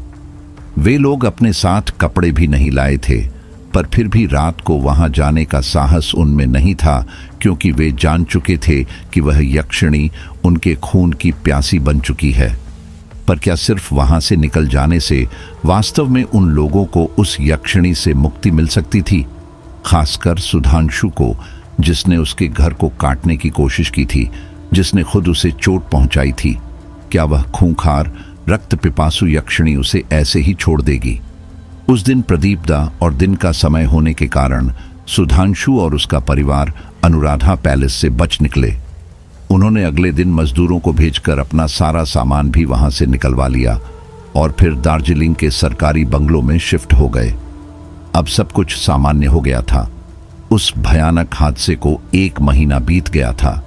सबके मन से अब उस यक्षिणी का डर भी कम हो गया था, लेकिन वह यक्षिणी अभी तक शांत नहीं हुई थी। उसका क्रोध 7वें आसमान पर था। उसे तो इंतजार था बस एक मौके का। उसकी बुरी नजर हमेशा सुधांशु और उसके परिवार पर बनी हुई थी, मौके की तलाश में, और एक दिन उसे वह अवसर मिल ही गया। उस दिन किसी जरूरी काम की वजह से सुधांशु को घर आने में देर हो गई। बस यही देर उस यक्षिणी के लिए उससे और उसके परिवार से जुड़ने का कारण बन गई। उस मायावी डाकिनी ने अपना माया जाल फैला दिया और एक सुंदर लड़की के रूप में स्कूटी लेकर अचानक ही सुधांशु की गाड़ी के सामने आ गई। सहसा अपने सामने स्कूटी को देखकर उसे बचाने की कोशिश करते हुए सुधांशु की कार पेड़ से जा टकराई, जिससे वह बुरी तरह जख्मी हो गया पर मरा नहीं। इससे पहले कि वह यक्षिणी कुछ कर पाती, मां दुर्गा की कृपा से उसी समय वहां गश्त पर निकली पुलिस की जीप आ गई। पुलिस के आ जाने से यक्षिणी कुछ नहीं कर पाई और सुधांशु को समय पर इलाज मिलने से उसकी जान भी बच गई। पर इस हादसे में उसका कमर से निचला आधा शरीर पैरालाइज हो गया। इस घटना से यक्षिणी का क्रोध और बढ़ गया और उसने सुधांशु के घर में प्रवेश करने का मार्ग ढूंढ लिया। वह एक गरीब असहाय औरत बनकर सुधांशु के घर पर दस्तक देने लगी और अनुनय विनय करके काम मांगने लगी। परिणीता को पहले से ही काम वाली की जरूरत थी, तो उसने उस बेसहारा औरत को यह सोचकर काम पर रख लिया कि इससे उसे भी आसरा मिल जाएगा और खुद को थोड़ी मदद भी मिल जाएगी। सुधांशु की सेहत ठीक नहीं थी, जिससे परिणीता का काम और ज्यादा बढ़ गया था। ऐसे में उस औरत का आना परिणीता के लिए किसी वरदान से कम नहीं था। वहीं उस यक्षिणी ने अपने उद्देश्य पूर्ति की दिशा में अपनी पहली सफलता पाली थी। वह यहां सिर्फ सुधांशु और उसके परिवार को मारने नहीं आई थी, बल्कि वह उस शक्ति का भी पता लगाना चाहती थी जो बार बार उसके वार से उन लोगों की रक्षा कर रही थी। साथ ही साथ वह सुधांशु की बलि देकर अपना यौवन और उम्र भी बढ़ाना चाहती थी। इसीलिए उसने यह छलावा किया था। परंतु परिणीता की मां दुर्गा के प्रति अनन्य भक्ति हर बार उसे उसके उद्देश्य में असफल कर रही थी। इस बात का आभास यक्षिणी को उस घर में आते ही हो गया था। अब उसका सबसे पहला उद्देश्य यही बन गया था कि वह किसी भी तरह उस घर में मां दुर्गा की पूजा होने से रोके, ताकि वह अपने उद्देश्य में सफल हो सके। बस इसीलिए उसने एक बार फिर अपना मायाजाल फैलाया और विद्या देवी के पास जाकर बोली, प्रणाम ठाकुर मां। प्रणाम लता, आओ बैठो। विद्या देवी ने कहा, नहीं ठाकुर मां, मैं यहाँ बैठने के लिए नहीं आई हूँ। अरे, मैं तो आपको यह बताने आई हूँ कि सुधांशु साहब की जो हालत है, क्या आप उन्हें ठीक करना चाहती हैं या नहीं? लता ने कहा, क्या सुधांशु ठीक हो सकता है? लता, विद्या देवी ने आश्चर्य से पूछा। हाँ ठाकुर मां, साहब बिल्कुल ठीक हो सकते हैं, अगर आप चाहें तो, उसने आशा बंधाते हुए कहा। अरे, अगर वह ठीक हो सकता है तो मैं सब कुछ करने के लिए तैयार हूं, पर तुम यह तो बताओ कि यह कैसे होगा? विद्या देवी ने लता से पूछा। मेरी तंत्र विद्या से, लता बोली। उसकी बात सुनकर विद्या देवी चौंक गई। तंत्र विद्या? तुम्हें तंत्र विद्या का ज्ञान भी है लता? तब लता के रूप में वह यक्षिणी एक कुटिल हंसी हंसते हुए बोली, ठाकुर मां, आप यह पूछ रही हैं कि मुझे यह विद्या आती है। मैं तो यह कहती हूं कि मुझसे बड़ा तांत्रिक कौन है। तो फिर समस्या क्या है? तुम अपनी तंत्र विद्या का प्रयोग करके मेरे सुधांशु को ठीक कर दो। विद्या देवी ने लता से प्रार्थना करते हुए कहा। वो तो मैं कर सकती हूं ठाकुर मां, पर एक समस्या है, लता ने कहा। समस्या? कैसी समस्या? विद्या देवी ने पूछा। मां दुर्गा, लता बोली। मां दुर्गा? ये तुम क्या बोल रही हो लता? मां दुर्गा और समस्या? मैं कुछ समझी नहीं, स्पष्ट कहो, क्या कहना चाहती हो? विद्या देवी ने कहा। मैं ये कहना चाहती हूं ठाकुर मां कि जब तक इस घर में मां दुर्गा की पूजा होगी, तब तक मैं यहां अपना तांत्रिक अनुष्ठान नहीं कर पाऊंगी। इसलिए मैं आपके पास आई हूं ठाकुर मां। अगर आप अपने बेटे को ठीक करना चाहती हैं तो मेरा अनुष्ठान जरूरी है, और इस अनुष्ठान को सफल करने के लिए यह भी जरूरी है कि यहां मां दुर्गा की पूजा ना हो, उनकी मूर्ति भी ना हो। लता रूपी यक्षिणी ने अपनी माया और मृदुभाषी कुटिलता का बाण चला दिया, जिसने सीधे जाकर विद्या देवी के दिल पर असर किया। अपने बेटे की सलामती की लालसा में वे उसकी बात मान गईं। यह यक्षिणी के लिए बहुत बड़ी सफलता थी, जिसे पाकर वह मन ही मन कुटिल हंसी हंस रही थी। विद्या देवी को साथ लेकर वह परिणीता के पास पहुंची। उस समय परिणीता मां को भोग लगा रही थी। दोनों को आया देखकर उसने उन्हें प्रसाद दिया, जिसे विद्या देवी ने तो बड़ी श्रद्धा से ग्रहण कर लिया, पर लता प्रसाद देखकर ही कांप गई। वह पूरी तरह स्तब्ध रह गई। अरे, क्या हुआ लता? कहाँ खो गई? प्रसाद लो। परिणीता ने यह कहते हुए खुद लता के हाथ में प्रसाद रख दिया। प्रसाद उसके हाथ से छूते ही लता दर्द और जलन से तड़प उठी। आह! उसके मुंह से तेज चीख निकल पड़ी और उसने अपने हाथ से प्रसाद गिरा दिया। अरे अरे, ये तुमने क्या किया लता? मां का प्रसाद गिरा दिया और यह तुम्हारा हाथ कैसे जल गया? आश्चर्यचकित होते हुए परिणीता ने पूछा। उसके इस प्रश्न से यक्षिणी सकपका गई। अब उसे समझ नहीं आ रहा था कि क्या बोले, पर अगले ही पल उस मायाविनी ने झूठ बोलते हुए कहा, वह खाना बनाते समय मेरा हाथ जल गया था, इसलिए जब आपने मेरे हाथ में प्रसाद दिया तब मैं दर्द से छटपटा गई। ओह अच्छा, पर जब मैंने तुम्हें प्रसाद दिया तब तो तुम्हारा हाथ बिल्कुल ठीक था, चकित स्वर में परिणीता ने कहा। अरे नहीं दीदी, शायद तुम्हें कोई गलत फहमी हुई है, मेरा हाथ तो पहले से ही जला हुआ था। यक्षिणी ने एक बार फिर सफेद झूठ बोला। परिणीता कुछ और कहने ही वाली थी कि विद्या देवी उसे बीच में ही रोकते हुए बोली, अरे बहू, बस भी करो। उसका हाथ कब जला, कैसे जला, यह बात इतनी महत्वपूर्ण नहीं है जितनी कि वह बात जो हम तुम्हें बताने आए हैं। कहते हुए विद्या देवी ने परिणीता को सारी बात बता दी। उनकी बात सुनकर असहज होते हुए परिणीता ने कहा, वह सब तो ठीक है मां जी, पर इसके लिए मां की पूजा नहीं करने और मूर्ति हटाने का क्या मतलब है? आखिर मां की आराधना से किसी भी अच्छे और हितकारी अनुष्ठान में क्या समस्या हो सकती है? बहू, वह सब मैं नहीं जानती। मुझे बस इतना पता है कि जिस काम से मेरा बेटा ठीक हो, मुझे तो बस वही करना है। और फिर बहू, क्या तुम नहीं चाहती कि तुम्हारा पति ठीक हो जाए? अगर कुछ दिन मां की पूजा नहीं करोगी तो क्या हो जाएगा? बोलो, विद्या देवी ने कहा। पर मां जी, परिणीता बोली, परवर कुछ नहीं, बस तुम्हें मेरी बात माननी ही पड़ेगी। विद्या देवी ने थोड़ा सख्त होते हुए कहा, ठीक है मां जी, मैं आपकी बात मान लूंगी, पर एक शर्त पर। परिणीता ने कहा, शर्त? कैसी शर्त? विद्या देवी ने पूछा। यही कि इस घर से मां की मूर्ति कहीं नहीं जाएगी। अगर इनसे आपके अनुष्ठान में कोई बाधा आ रही है तो मैं इनकी मूर्ति के आगे पर्दा कर दूंगी, पर मां की मूर्ति कहीं नहीं जाएगी यहां से। परिणीता ने भी सख्त होते हुए कहा। ठीक है, विद्या देवी बोली। तभी वह यक्षिणी चीखते हुए बोली, नहीं, मूर्ति भी हटानी पड़ेगी, नहीं तो अनुष्ठान नहीं हो पाएगा। लता ने कहा, पर क्यों लता? आखिर ऐसा कौन सा अनुष्ठान है जो बिना मां के आह्वान के पूरा हो सकता है? तंत्र हो या मंत्र, मां के आह्वान के बिना पूरा हो ही नहीं सकता। फिर तुम्हारी पूजा ही क्यों बिना मां के आशीर्वाद के पूरी होगी? बताओ, नाराज होते हुए परिणीता ने पूछा। वह मैं आपको नहीं बता सकती। अगर आपको मेरी बात माननी है तो मानिए, वरना मुझे कोई शौक नहीं अपनी तंत्र विद्या का अपमान करवाने का। थोड़ा ताव दिखाते हुए लता बोली।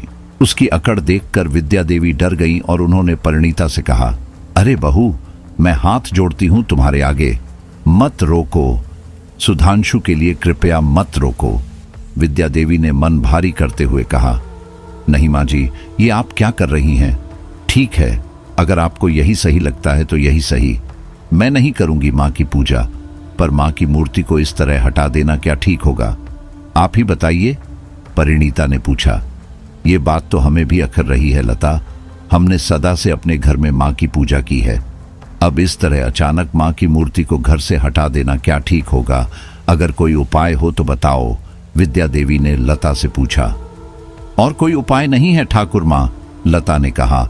तब मन महसूस कर परिणीता को मां की मूर्ति स्टोर रूम में शिफ्ट करनी पड़ी। अब तो उस लता रूपी यक्षिणी के रास्ते का कांटा ही निकल गया था। उसने अपनी पैशाचिक शक्तियों से अनुष्ठान का नाटक करके सुधांशु को ठीक कर दिया। उसके इस चमत्कार को देखकर विद्या देवी और सुधांशु तो उसके कायल ही हो गए। अब तो उन्होंने मां दुर्गा की पूजा और भक्ति ही छोड़ दी और लता के ही बताए रास्ते पर चलने लगे। यह बात परिणीता को बहुत अखर रही थी, क्योंकि लता उस घर में मां की मूर्ति पुनः स्थापित करने के पक्ष में नहीं थी। बस यही बात परिणीता के शक का आधार बनी।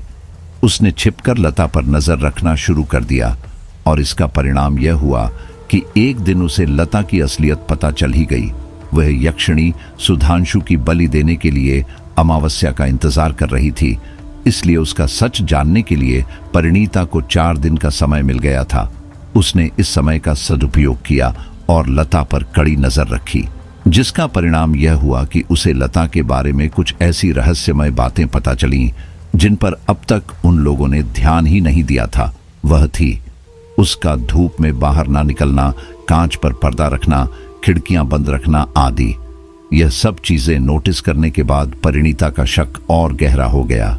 अपने इसी शक के कारण उसने लता की हर एक बात पर नजर रखनी शुरू कर दी। इसी के फलस्वरूप अमावस्या से पहले काली चौदस की आधी रात को घर के पीछे वाले मैदान में अपनी बलि के अनुष्ठान को सफल बनाने के लिए लता ने विधि के अनुरूप आहुति देने हेतु अपनी धूनी सजा रखी थी और वहां वह अपने असली रूप में आहुति दे रही थी। उसका वास्तविक स्वरूप इतना डरावना था कि जिसकी कल्पना मात्र से इंसान को लकवा मार जाए। झुर्रियों से भरा चेहरा, सूखकर सफेद और कंकाल हो चुका शरीर, सफेद साड़ी, खुले हुए सफेद बाल, चेहरे से बाहर निकली हुई आंखें, काले बड़े बड़े नाखून, खूंखार जानवर जैसे दांत, खून से सना हुआ मुंह और बाहर निकला जबड़ा जिससे निरंतर टपकती लार। उसे देखकर डर के मारे परिणीता गश खाकर गिर पड़ी, लेकिन किसी तरह बेहोश होने से बच गई। परिणीता ने जब उसे उस रूप में देखा तो उसके होश ही उड़ गए। डर के मारे उसका शरीर कांपने लगा, भय से उसका चेहरा पीला पड़ गया और वह पसीने से तरबतर हो गई। उसका गला सूख गया और सांस मानो अटक ही गई। ऐसे में उसने मन ही मन माँ दुर्गा का स्मरण किया। हे माँ दुर्गा, हे माँ रक्षा करो। माँ का स्मरण करते ही उसे थोड़ा साहस मिला और उसने बिना हिम्मत हारे उस यक्षिणी पर नजर रखी। अपनी बलि पूजा के समापन के इतना करीब होने से उस यक्षिणी का घमंड 7वें आसमान पर पहुंच गया था। बार बार मिल रही सफलता के मद में वह इतनी चूर हो गई थी कि वहां छिपकर नजर रखती परिणीता की मौजूदगी को भी नहीं भांप सकी। अंतिम आहुति देने के बाद उसने राक्षसी हंसी हंसते हुए ऊंची आवाज में गर्जना करते हुए कहा, हे यक्ष, कल अमावस्या की रात जब चंद्रमा आकाश के मध्य में स्थित होगा तब मैं सुधांशु का वरण करके उसकी बलि तुझे अर्पण करूंगी। कल मेरी साधना सफल हो जाएगी और मैं पुनः 100 साल के लिए युवा बन जाऊंगी। उसके मुंह से यह बात सुनकर परिणीता पूरी तरह से घबरा गई। उसने मन ही मन माँ दुर्गा को याद किया। हे माँ, रक्षा करो, मेरे देव की रक्षा करो। माँ, यह लता कोई औरत नहीं, यक्षिणी है जो हमारा पीछा करते करते यहां तक आ गई है। इसी कारण इसने माँ की पूजा बंद करवा दी, माँ की मूर्ति हटवा दी। इसकी नजर तो मेरे देव पर है। अब मैं क्या करूं, कैसे बचाऊं उन्हें? माँ जी को तो इसकी विद्या के चमत्कार का ही रंग चढ़ा हुआ है। वे तो इसके खिलाफ कुछ सुनेंगे ही नहीं। अब मैं क्या करूं, कैसे बचाऊं उन्हें? माँ, तुम ही बताओ। माँ, मेरी सहायता करो। माँ, मेरी सहायता करो। माँ, मदद करो। आंखों में आंसू भरकर उसने माँ से प्रार्थना की। माँ दुर्गा पर सच्चे विश्वास और उनकी अनन्य भक्ति के कृपा प्रसाद से परिणीता को उस भयंकर सच का साक्षात्कार हो गया था जो उसके जीवन को वीरान करने के लिए छद्म वेश में उसके सामने खड़ा था। परिणीता बार बार स्वयं को कोस रही थी कि काश उसने उस दिन लता पर दया खाकर उसे अपने घर में पनाह नहीं दी होती। यह दया उसे इतनी महंगी पड़ने वाली है। अगर उसे पहले पता होता तो वह लता को कभी अपने घर में नहीं घुसने देती। लेकिन अब तो पानी सिर से गुजर चुका था। अब यह सब सोचने का कोई अर्थ ही नहीं बचा था।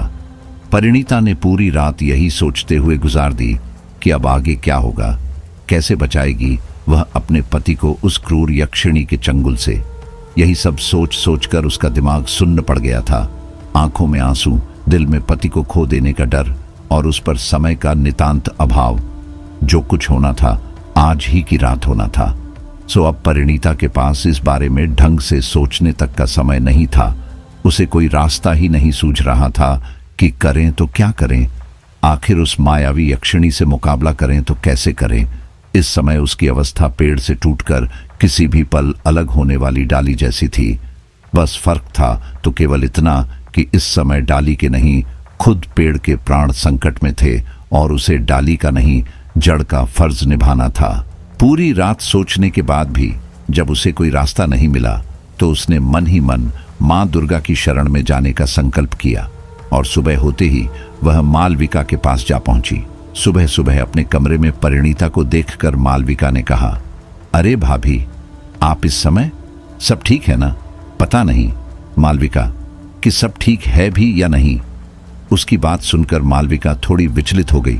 उसे समझ ही नहीं आया कि परिणीता आखिर क्या कहना चाह रही थी। इसलिए उसने फिर से पूछा, क्या मतलब भाभी? मैं कुछ समझी नहीं। अरे तुम वह सब छोड़ो और मैं जो कह रही हूं वह सुनो। तुम अभी के अभी इसिका को लेकर कोलकाता के लिए कहीं बाहर चली जाओ। मतलब आज की रात भी कहीं बाहर ही बितानी है तुम दोनों को, चाहे किसी होटल या गेस्ट हाउस में ही सही। परिणीता ने कहा। पर क्यों भाभी, हुआ क्या अचानक? मालविका ने पूछा।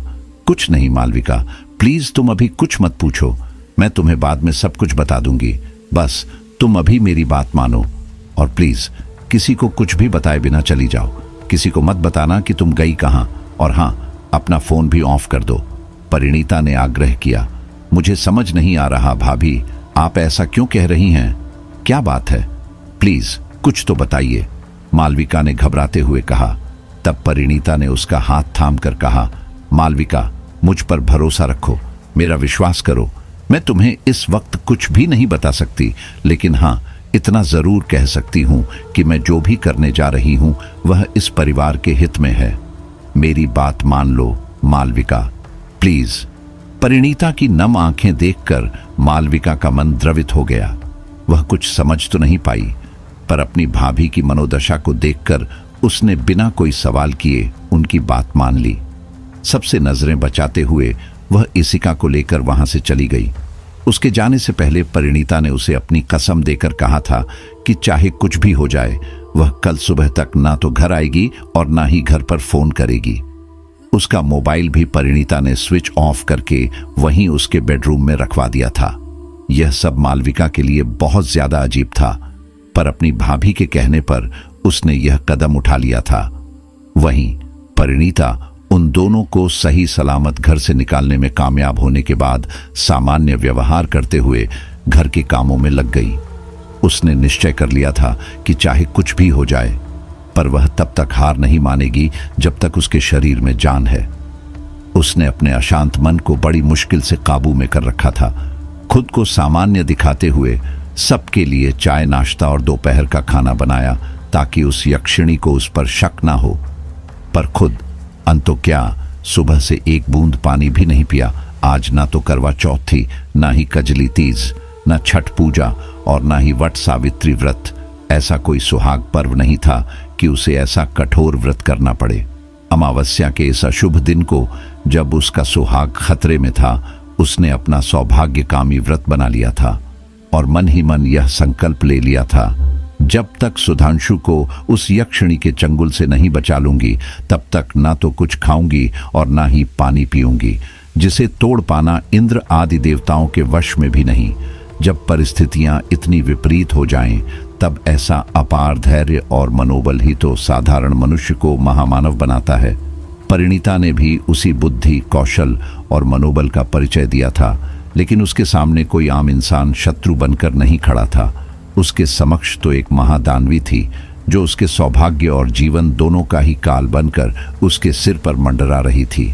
सुबह से मालविका और इसिका को घर में न देखकर उस यक्षिणी के मन में संदेह का बीज प्रस्फुटित हो गया। उसने सीधे जाकर विद्या देवी से इस बारे में पूछा। तभी परिणीता भी वहां आ पहुंची। विद्या देवी ने उससे भी इस बारे में पूछताछ की। परिणीता जानती थी कि उस यक्षिणी के मन में संदेह जरूर होगा, इसके लिए वह पहले से ही तैयार थी। उसने असहज हुए बिना कहा, जी मां जी, वो मालविका के एक फूफा का एक्सीडेंट हो गया है। कल रात उसे सुबह ही पता चला तो वह मुझे बताए बिना सीधा हॉस्पिटल चली गई। इतनी सुबह वह अकेली जा रही थी तो मैंने इसिका को भी उसके साथ भेज दिया ताकि उसे थोड़ा कंफर्टेबल महसूस हो। अच्छा, तो तुमने ठीक किया बहू, विद्या देवी ने कहा। इस बीच लता रूपी यक्षिणी परिणीता के हाव भाव पर पैनी नजर रखे हुए थी। उसे परिणीता की सहजता के पीछे छिपे डर का थोड़ा सा आभास भी हो गया था, लेकिन आज उसके बलि पूजा के अनुष्ठान का अंतिम दिन था, इसलिए उसने उस छोटे से संदेह को परखना ठीक नहीं समझा और वहां से चली गई। वहीं परिणीता ने भी अवसर पाकर विद्या देवी से बाजार से कुछ जरूरी सामान लाने का बहाना बनाया और घर से निकल गई। मन ही मन मां को याद करते हुए वह सीधे घाटी वाले कालिका मंदिर जा पहुंची, जिस मंदिर का चमत्कार पूरे इलाके में मशहूर था। कोई भी भक्त अब तक वहां से निराश होकर नहीं लौटा था। वहां जाकर उसने मन ही मन मां काली का आह्वान किया और उनसे शरण मांगी। मां जगदम्बा तो भक्त वत्सला हैं, लेकिन भक्तों की पुकार सुनने से पहले वे उनके दृढ़ संकल्प को परख जरूर लेती हैं। उनके विश्वास और धैर्य की परीक्षा अवश्य होती है। चूंकि परिणीता ने दृढ़ संकल्प लिया था, तो उसकी परीक्षा होना स्वाभाविक ही था। वह पूरा दिन भूखी प्यासी मन में विश्वास और आस्था की ज्योत जलाए, मां के चरणों में ध्यान लगाए वहीं मंदिर में बैठी रही। बंद आंखें और उनसे बरसते आंसू, जुड़े हुए हाथ और कांपते होंठ, पर मन में विश्वास की ज्योति। जो भी उस पर नजर डालता अवाक होकर बस उसे देखता ही रह जाता। सुबह से शाम हो गई। मंदिर में लोगों की आवाजाही कम हो गई। वह समय भी आ गया जब शयन आरती के बाद पुजारी जी को मंदिर के कपाट बंद करने थे। पर जब उन्होंने परिणीता को अब भी वहीं टस से मस हुए बिना ध्यान मुद्रा में बैठे देखा, तो उन्होंने साधु हृदयता दिखाते हुए कपाट बंद नहीं किए, बस जाते समय मेन गेट को बाहर से कुंडी लगाए बिना बंद करके चले गए।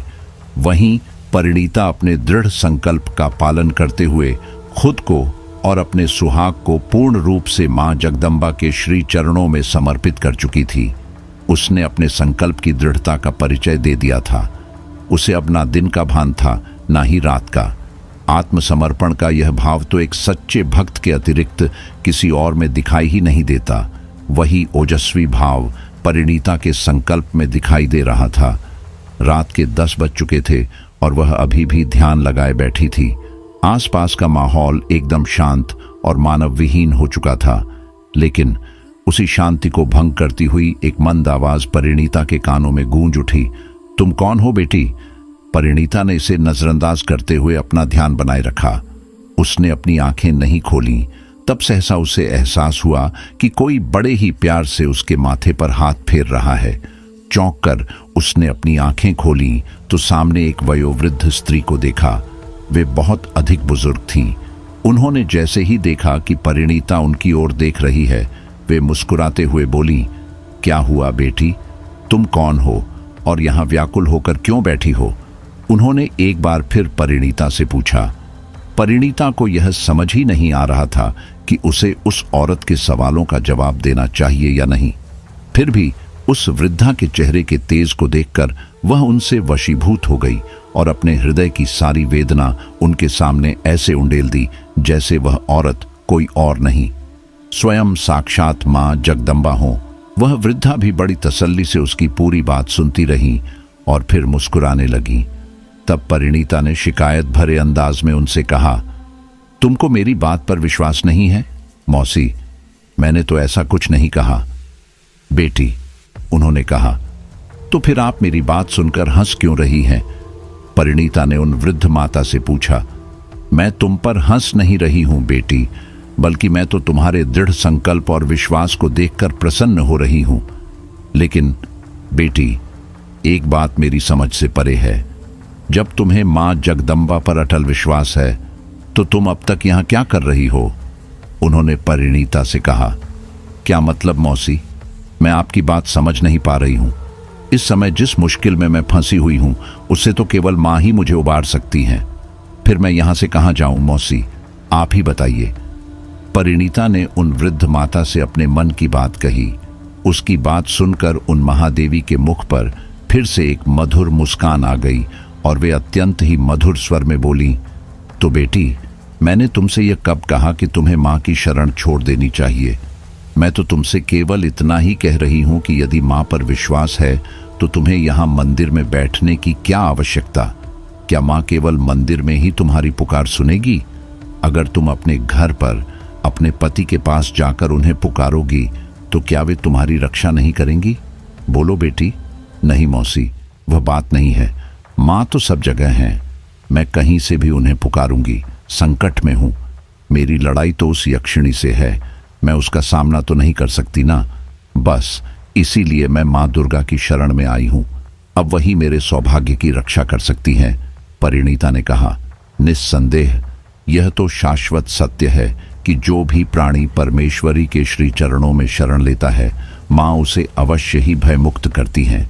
किंतु यह भी सत्य है कि वे सदैव उन्हीं की सहायता करती हैं जो पुरुषार्थ करते हैं। बेटी, उन्होंने एक बार फिर परिणीता को समझाते हुए कहा, तो आपको क्या लग रहा है मौसी, क्या मैं जो कर रही हूं वह पुरुषार्थ नहीं? मैं तो एक साधारण स्त्री हूं और मेरी शत्रु एक भयंकर यक्षिणी। मैं अकेली उसका सामना कैसे कर पाऊंगी?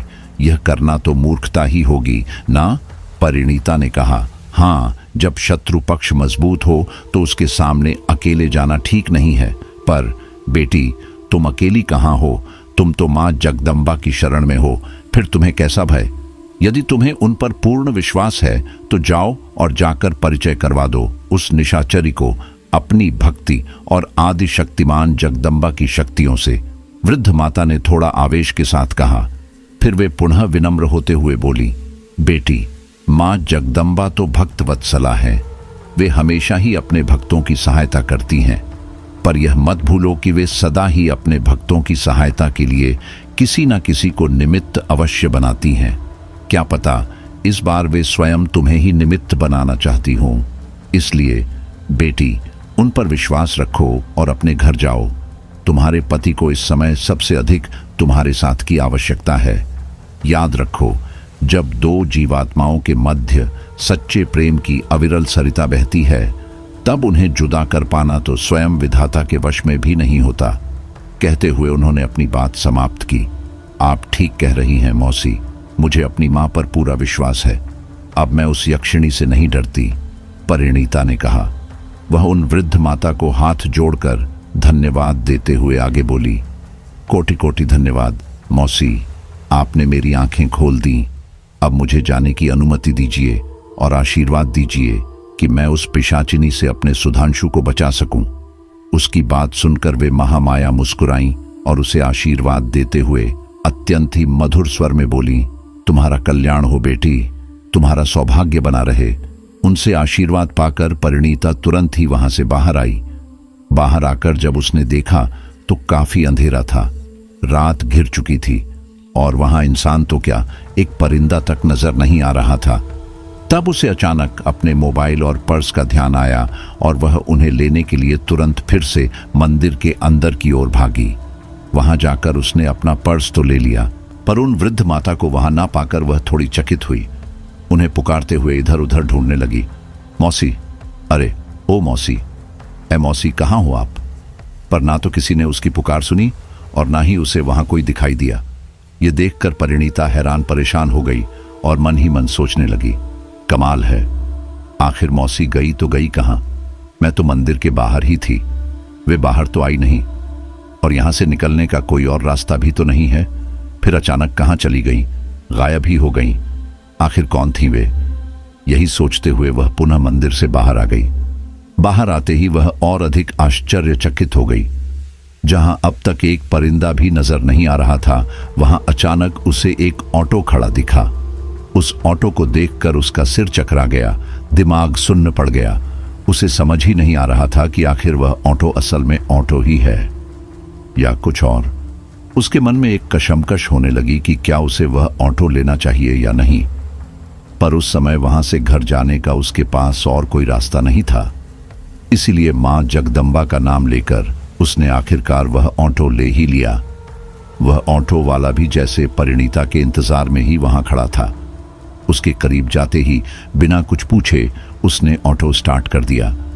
यह देखकर परिणीता और चौंक गई और उसके मन में एक अजीब सा डर पैदा हो गया। पर उसका घर जाना उस समय बेहद जरूरी था और वहां जाने के लिए उसके पास उस ऑटो के अलावा कोई और विकल्प नहीं था। बस इसी कारण मां दुर्गा का नाम लेकर उसने वह सफर शुरू कर दिया। वह सफर परिणीता के लिए जैसे स्वयं मां भवानी ने तय किया था। इतनी रात गए उस सुनसान इलाके में एक अजनबी ऑटो वाले के साथ, जहां परिणीता को यह तक नहीं पता था कि वह ऑटो और उसका ड्राइवर असली है या कोई तिलिस्म। फिर भी उस समय उसके पास और कोई विकल्प न होने के कारण उसे वह सफर करना ही पड़ा। इस समय परिणीता के मन में यक्षिणी के तिलिस्म से कहीं अधिक डर था उस अनजान ऑटो वाले का। पता नहीं कौन है वह, अचानक कहां से आ गया, इंसान भी है या नहीं। यही सब सोचते हुए उसने मन ही मन प्रार्थना की, भगवान करे अगर यह कोई इंसान हो तो भला हो, नहीं तो कोई भूत प्रेत ही सही। कम से कम भूत होगा तो सिर्फ मेरी जान ही लेगा, लेकिन अगर बुरा आदमी हुआ तो। यह सोचकर वह भीतर तक सिहर गई। फिर किसी तरह उसने खुद को संभाला और अपने आप को समझाते हुए मन ही मन स्वयं से कहा, नहीं नहीं, मुझे यह सब नहीं सोचना चाहिए। इसी प्रकार की कई बातें उसके स्त्री मन में भय उत्पन्न कर रही थीं। यह सच है कि एक औरत अथाह शक्ति का समंदर होती है, पर उस शक्ति को कई बार या शायद हर बार, हर जगह बारंबार किसी न किसी कामांध और वहशी दृष्टि का सामना करना पड़ता है। तब उसकी हिम्मत जवाब देने लगती है। एक ओर जहां परिणीता अपने मजबूत मनोबल के साथ एक खूंखार यक्षिणी का सामना करने के लिए तैयार हो गई थी, वहीं एक सामान्य से दिखने वाले ऑटो चालक से घबरा रही थी। उसके मन की यह व्यथा समझा पाना मेरे वश में नहीं है, पर हां, प्रत्येक स्त्री मन इस व्यथा को बड़ी सहजता से समझ सकता है, क्योंकि हम सब अक्सर कहीं ना कहीं ऐसी परिस्थितियों से गुजरती रहती हैं। लेकिन मां जगदम्बा की कृपा से परिणीता का यह भय और संदेह भरा सफर सुखद ही रहा। घर पहुंचते ही वह सीधे अंदर की ओर भागी, पर वहां कोई नहीं था। पूरे घर में अंधेरा पसरा हुआ था। यह दृश्य देखकर परिणीता का डर और ज्यादा बढ़ गया और उसने अपनी सास और सुधांशु को पुकारना शुरू किया। माँ जी, सुधांशु, माँ जी, देवा, कहाँ हो आप? देवा, देवा। उन दोनों को पुकारते हुए वह अपने कमरे की तरफ बढ़ी। कमरे में जाते ही उसकी नजर पीछे वाली खिड़की पर पड़ी। खिड़की से बाहर का दृश्य देखते ही परिणीता के पैरों तले जमीन खिसक गई। हे मां, सहसा उसके मुंह से निकल पड़ा और वह घर के पीछे वाले ग्राउंड की तरफ भागी। वहां जाकर जो कुछ उसने देखा वह बड़ा ही भयावह था। वह यक्षिणी अपने असली रूप में सुधांशु के साथ विवाह की विधि संपन्न कर रही थी। विद्या देवी भी वहीं पास बैठी हुई थी। यह देखकर परिणीता को थोड़ा आश्चर्य हुआ। आश्चर्य इस बात का कि आखिर उस भयानक राक्षसी को असली रूप में देखने के बाद भी वे दोनों इतनी सहजता से उसकी हर बात मान रहे थे। यह कैसे हो सकता है? यह वास्तव में अत्यंत ही चकित और विस्मित कर देने वाली बात थी। पर जब उसने ध्यान से विद्या देवी और सुधांशु को देखा तो उसे यह समझते देर न लगी कि उस यक्षिणी ने उन दोनों को पूरी तरह से अपने वश में कर लिया है। परिणीता भय से थर-थर कांप रही थी। उस यक्षिणी और उसकी नकारात्मक शक्तियों की क्रूर और डरावनी आवाजें समूचे वातावरण में गूंज रही थीं। परिणीता की आंखों से आंसू झरने लगे थे। हे मां दुर्गा, तुम ही रक्षा करो मां, मेरे देवा को उस निशाचरी के चंगुल से बचाओ मां। उसने हाथ जोड़कर मन ही मन मां शक्ति को याद किया। तभी उसे उन वृद्ध माता की कई बातें याद आ गईं। उसने मन ही मन पूर्ण श्रद्धा और विश्वास के साथ जगदम्बा का स्मरण किया और अपने संकल्प को दृढ़ करते हुए स्टोर रूम की ओर बढ़ी, जहां उसने उस यक्षिणी और बाकी सबसे छिपाकर मां की मूर्ति रखी थी। वह सबसे छिपकर निरंतर वहां मां की आरती और पूजा किया करती थी। अब उसी पूजा, भक्ति और विश्वास का फल प्राप्त करने का समय आ गया था। स्टोर रूम में पहुंचते ही उसने मां को प्रणाम किया और वहां से मां की मूर्ति को अपनी गोद में उठाकर बिजली जैसी चपलता और दृढ़ता के साथ उस यक्षिणी की तरफ बढ़ चली। जैसे जैसे उसके कदम उस यक्षिणी की तरफ बढ़ रहे थे, उसकी शक्ति क्षीण पड़ रही थी। उसे इस बात का आभास हो रहा था कि कोई अत्यंत ही दिव्य प्रलयंकारी शक्ति बड़े ही वेग से उसकी ओर बढ़ रही है, जिससे उसका बच पाना असंभव है। इसलिए उसने बिना समय गंवाए उस महाशक्ति को अपने राक्षसी यज्ञ की वेदी के समक्ष आने से रोकने का निर्णय किया और वह अपनी यक्ष माया से कई रूपों में बंट गई।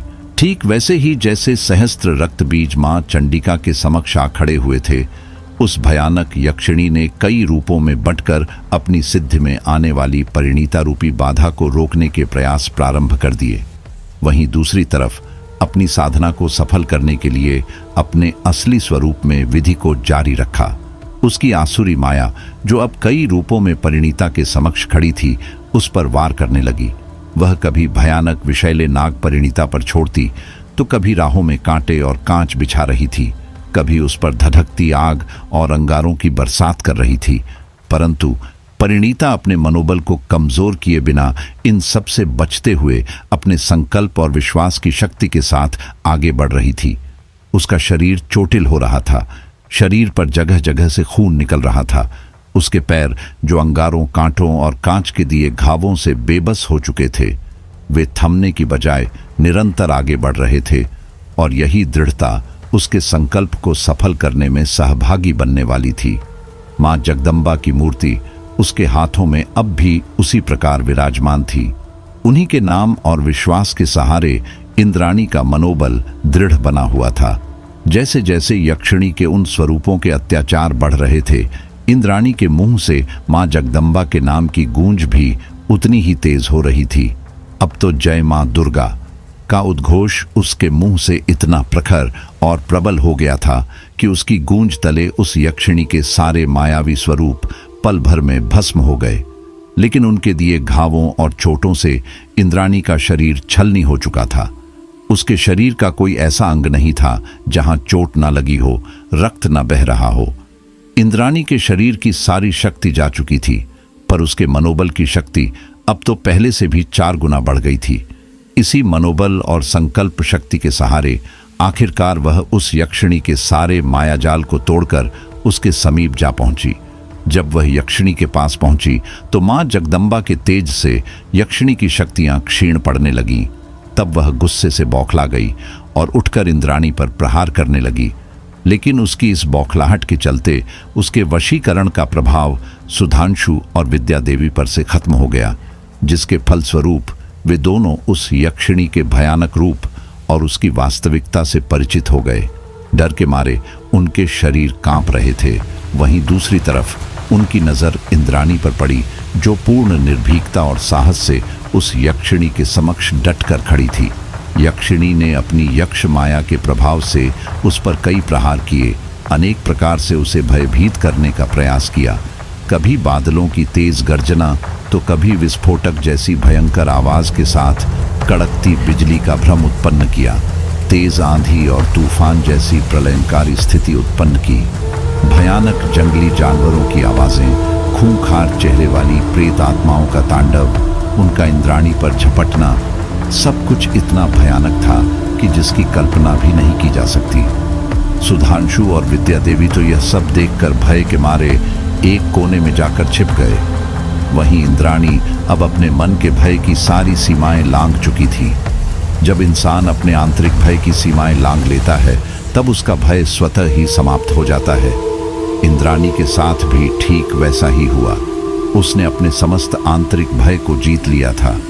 यह वास्तव में नारी शक्ति के अदम्य साहस का अद्भुत उदाहरण था। उन्हें अपनी आंखों पर विश्वास ही नहीं हो रहा था कि जो उनके सामने खड़ी होकर उस यक्षिणी से लोहा ले रही है, वह उनकी अपनी इंद्राणी है। एक ऐसी खौफनाक बला जिसे देखकर बड़े से बड़े महारथी की भी रूह कांप जाए। इंद्राणी उसके समक्ष एक स्वयंभू चट्टान की भांति अड़कर खड़ी थी। यह दृश्य उन दोनों के लिए वास्तव में विस्मित करने वाला था। वहीं वह दुरात्मा यक्षिणी अपनी समस्त शक्ति का प्रयोग करके भी इंद्राणी को डरा नहीं सकी, उसके संकल्प को नहीं तोड़ सकी। उसके शरीर पर अनगिनत घाव देकर भी उसके मनोबल को नहीं झुका सकी। अपने भक्त के इसी मनोबल, संकल्प शक्ति और अटल विश्वास ने मां जगदम्बा को प्रसन्न कर लिया था, और मां ने एक ही पल में अपना चमत्कार दिखा दिया। इंद्राणी के मनोबल को ना तोड़ पाने और अपनी बलि पूजा पूर्ण ना कर पाने के कारण यक्षिणी अत्यंत क्रोधित हो गई थी। जब उसके सारे प्रयास और आसुरी शक्तियां विफल हो गई, तब उसने अपने भुजबल से ही इंद्राणी को समाप्त करने का निर्णय लिया।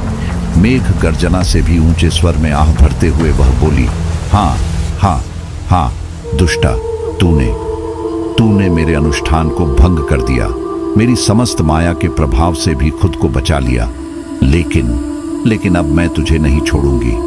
तुझे अपने इन बलिष्ठ हाथों से मार डालूंगी तुझे। नाथ करती हुई जैसे ही वह इंद्राणी की तरफ झपटी, इंद्राणी के अंक में विराजमान मां जगदम्बा की मूर्ति से सहसा एक प्रकाश पुंज प्रस्फुटित हुआ। उसके तेज का प्रभाव यक्षिणी पर पड़ा और वह उस प्रकाश पुंज के तेज को सह नहीं पाई। वहीं उसी क्षण तड़पती हुई उस दिव्य ज्वाला के समक्ष भस्म हो गई। उसकी दर्दनाक चीखें समूचे वातावरण में गूंज उठी। यकायक सब कुछ शांत हो गया। लहरों की अनुपस्थिति में सागर में जो शांति होती है, ठीक वैसी ही शांति वहां छा गई। सब कुछ शांत होते ही इंद्राणी निढाल होकर वहीं जमीन पर बैठ गई और अश्रुपूरित नयनों से भाव विभोर होते हुए मां को प्रणाम किया। सुधांशु और विद्या देवी भी वहां आ गए। ये सब उन्होंने भी अपनी आंखों से देखा था। इंद्राणी का सुदृढ़ मनोबल, मां दुर्गा पर अटल विश्वास तथा मां जगदम्बा का वह अद्भुत चमत्कार, उन दोनों ने भी पूरे मन से मां को प्रणाम किया और मन ही मन उन्हें खूब धन्यवाद दिया। फिर दोनों ने हाथ जोड़कर इंद्राणी को भी नमन किया। उन दोनों को अपनी भूल का एहसास हो गया था। इसीलिए विद्या देवी ने उससे माफी मांगते हुए कहा, मुझे माफ कर दो बहू, तुमने मुझे चेताया था पर मैंने तुम्हारी बात नहीं मानी और गौर भूल से मां दुर्गा की मूर्ति हटाकर उनका भी अपमान किया। मुझे माफ कर दो बहू, माफ कर दो। कहते हुए उनकी आंखों में आंसू आ गए। सुधांशु को भी अपनी भूल समझ में आ गई थी। अब उसे यह भी एहसास हो गया था कि आज तक जो कुछ भी असामान्य घटित हुआ वह सब उसी के कारण हुआ था। इंद्राणी ने उसे हर बार चेताया और समझाया था, पर अपने मेल ईगो के चलते उसने उसकी एक भी बात नहीं सुनी। उसी हट का खामियाजा उसके पूरे परिवार और खासकर इंद्राणी को भुगतना पड़ा। उसने भी हाथ जोड़कर इंद्राणी से माफी मांगते हुए कहा, सबसे ज्यादा तो मैं तुम्हारा दोषी हूं इंद्राणी। तुम हमेशा मुझे समझाती रही पर मैंने कभी तुम्हारी बातों को नहीं सुना।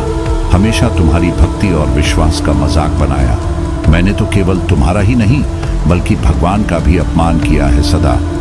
पर आज मैंने तुम्हारी भक्ति और मां दुर्गा की शक्ति दोनों का ही चमत्कार देख लिया है।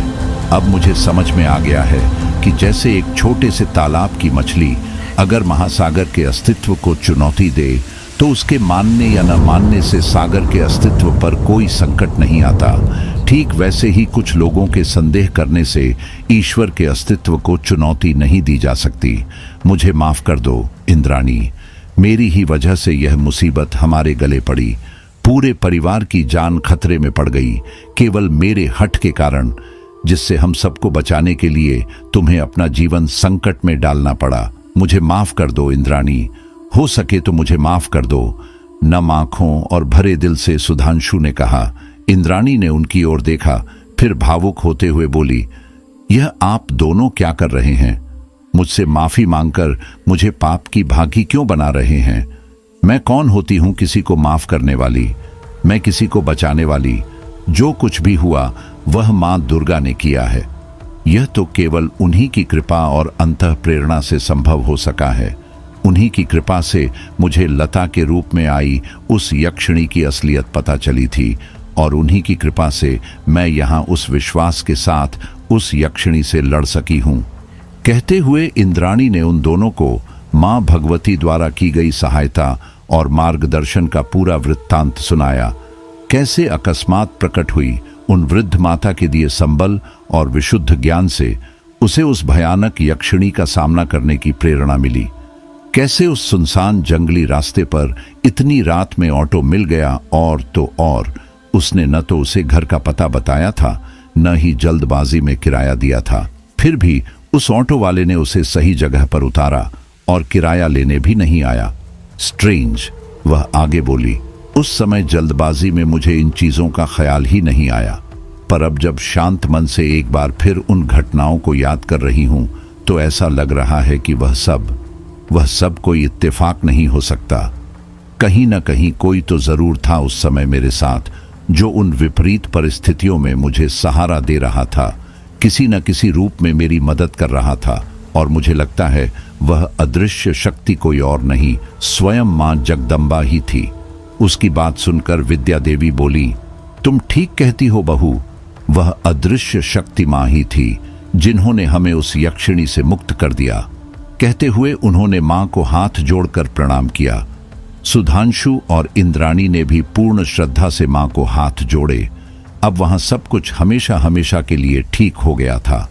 दूसरे दिन ईशिका और मालविका भी आ गईं। उन्हें भी सच जानकर बहुत खुशी हुई और इंद्राणी पर अभिमान भी। सब कुछ सामान्य हो जाने के बाद भी वे लोग फिर कभी अनुराधा पैलेस में लौटकर नहीं गए। हाँ, बस उस यक्ष के प्रतीक, उस वटवृक्ष को कटवाकर हमेशा के लिए नष्ट कर दिया। तो दोस्तों, यह थी हमारी आज की कहानी। आपको हमारी आज की कहानी कैसी लगी? कमेंट बॉक्स में कमेंट करके जरूर बताएं। बस आप अपना और अपने परिवार का ख्याल रखें, और अगर अभी तक चैनल को सब्सक्राइब नहीं किया है तो कृपया चैनल को सब्सक्राइब कर लीजिए।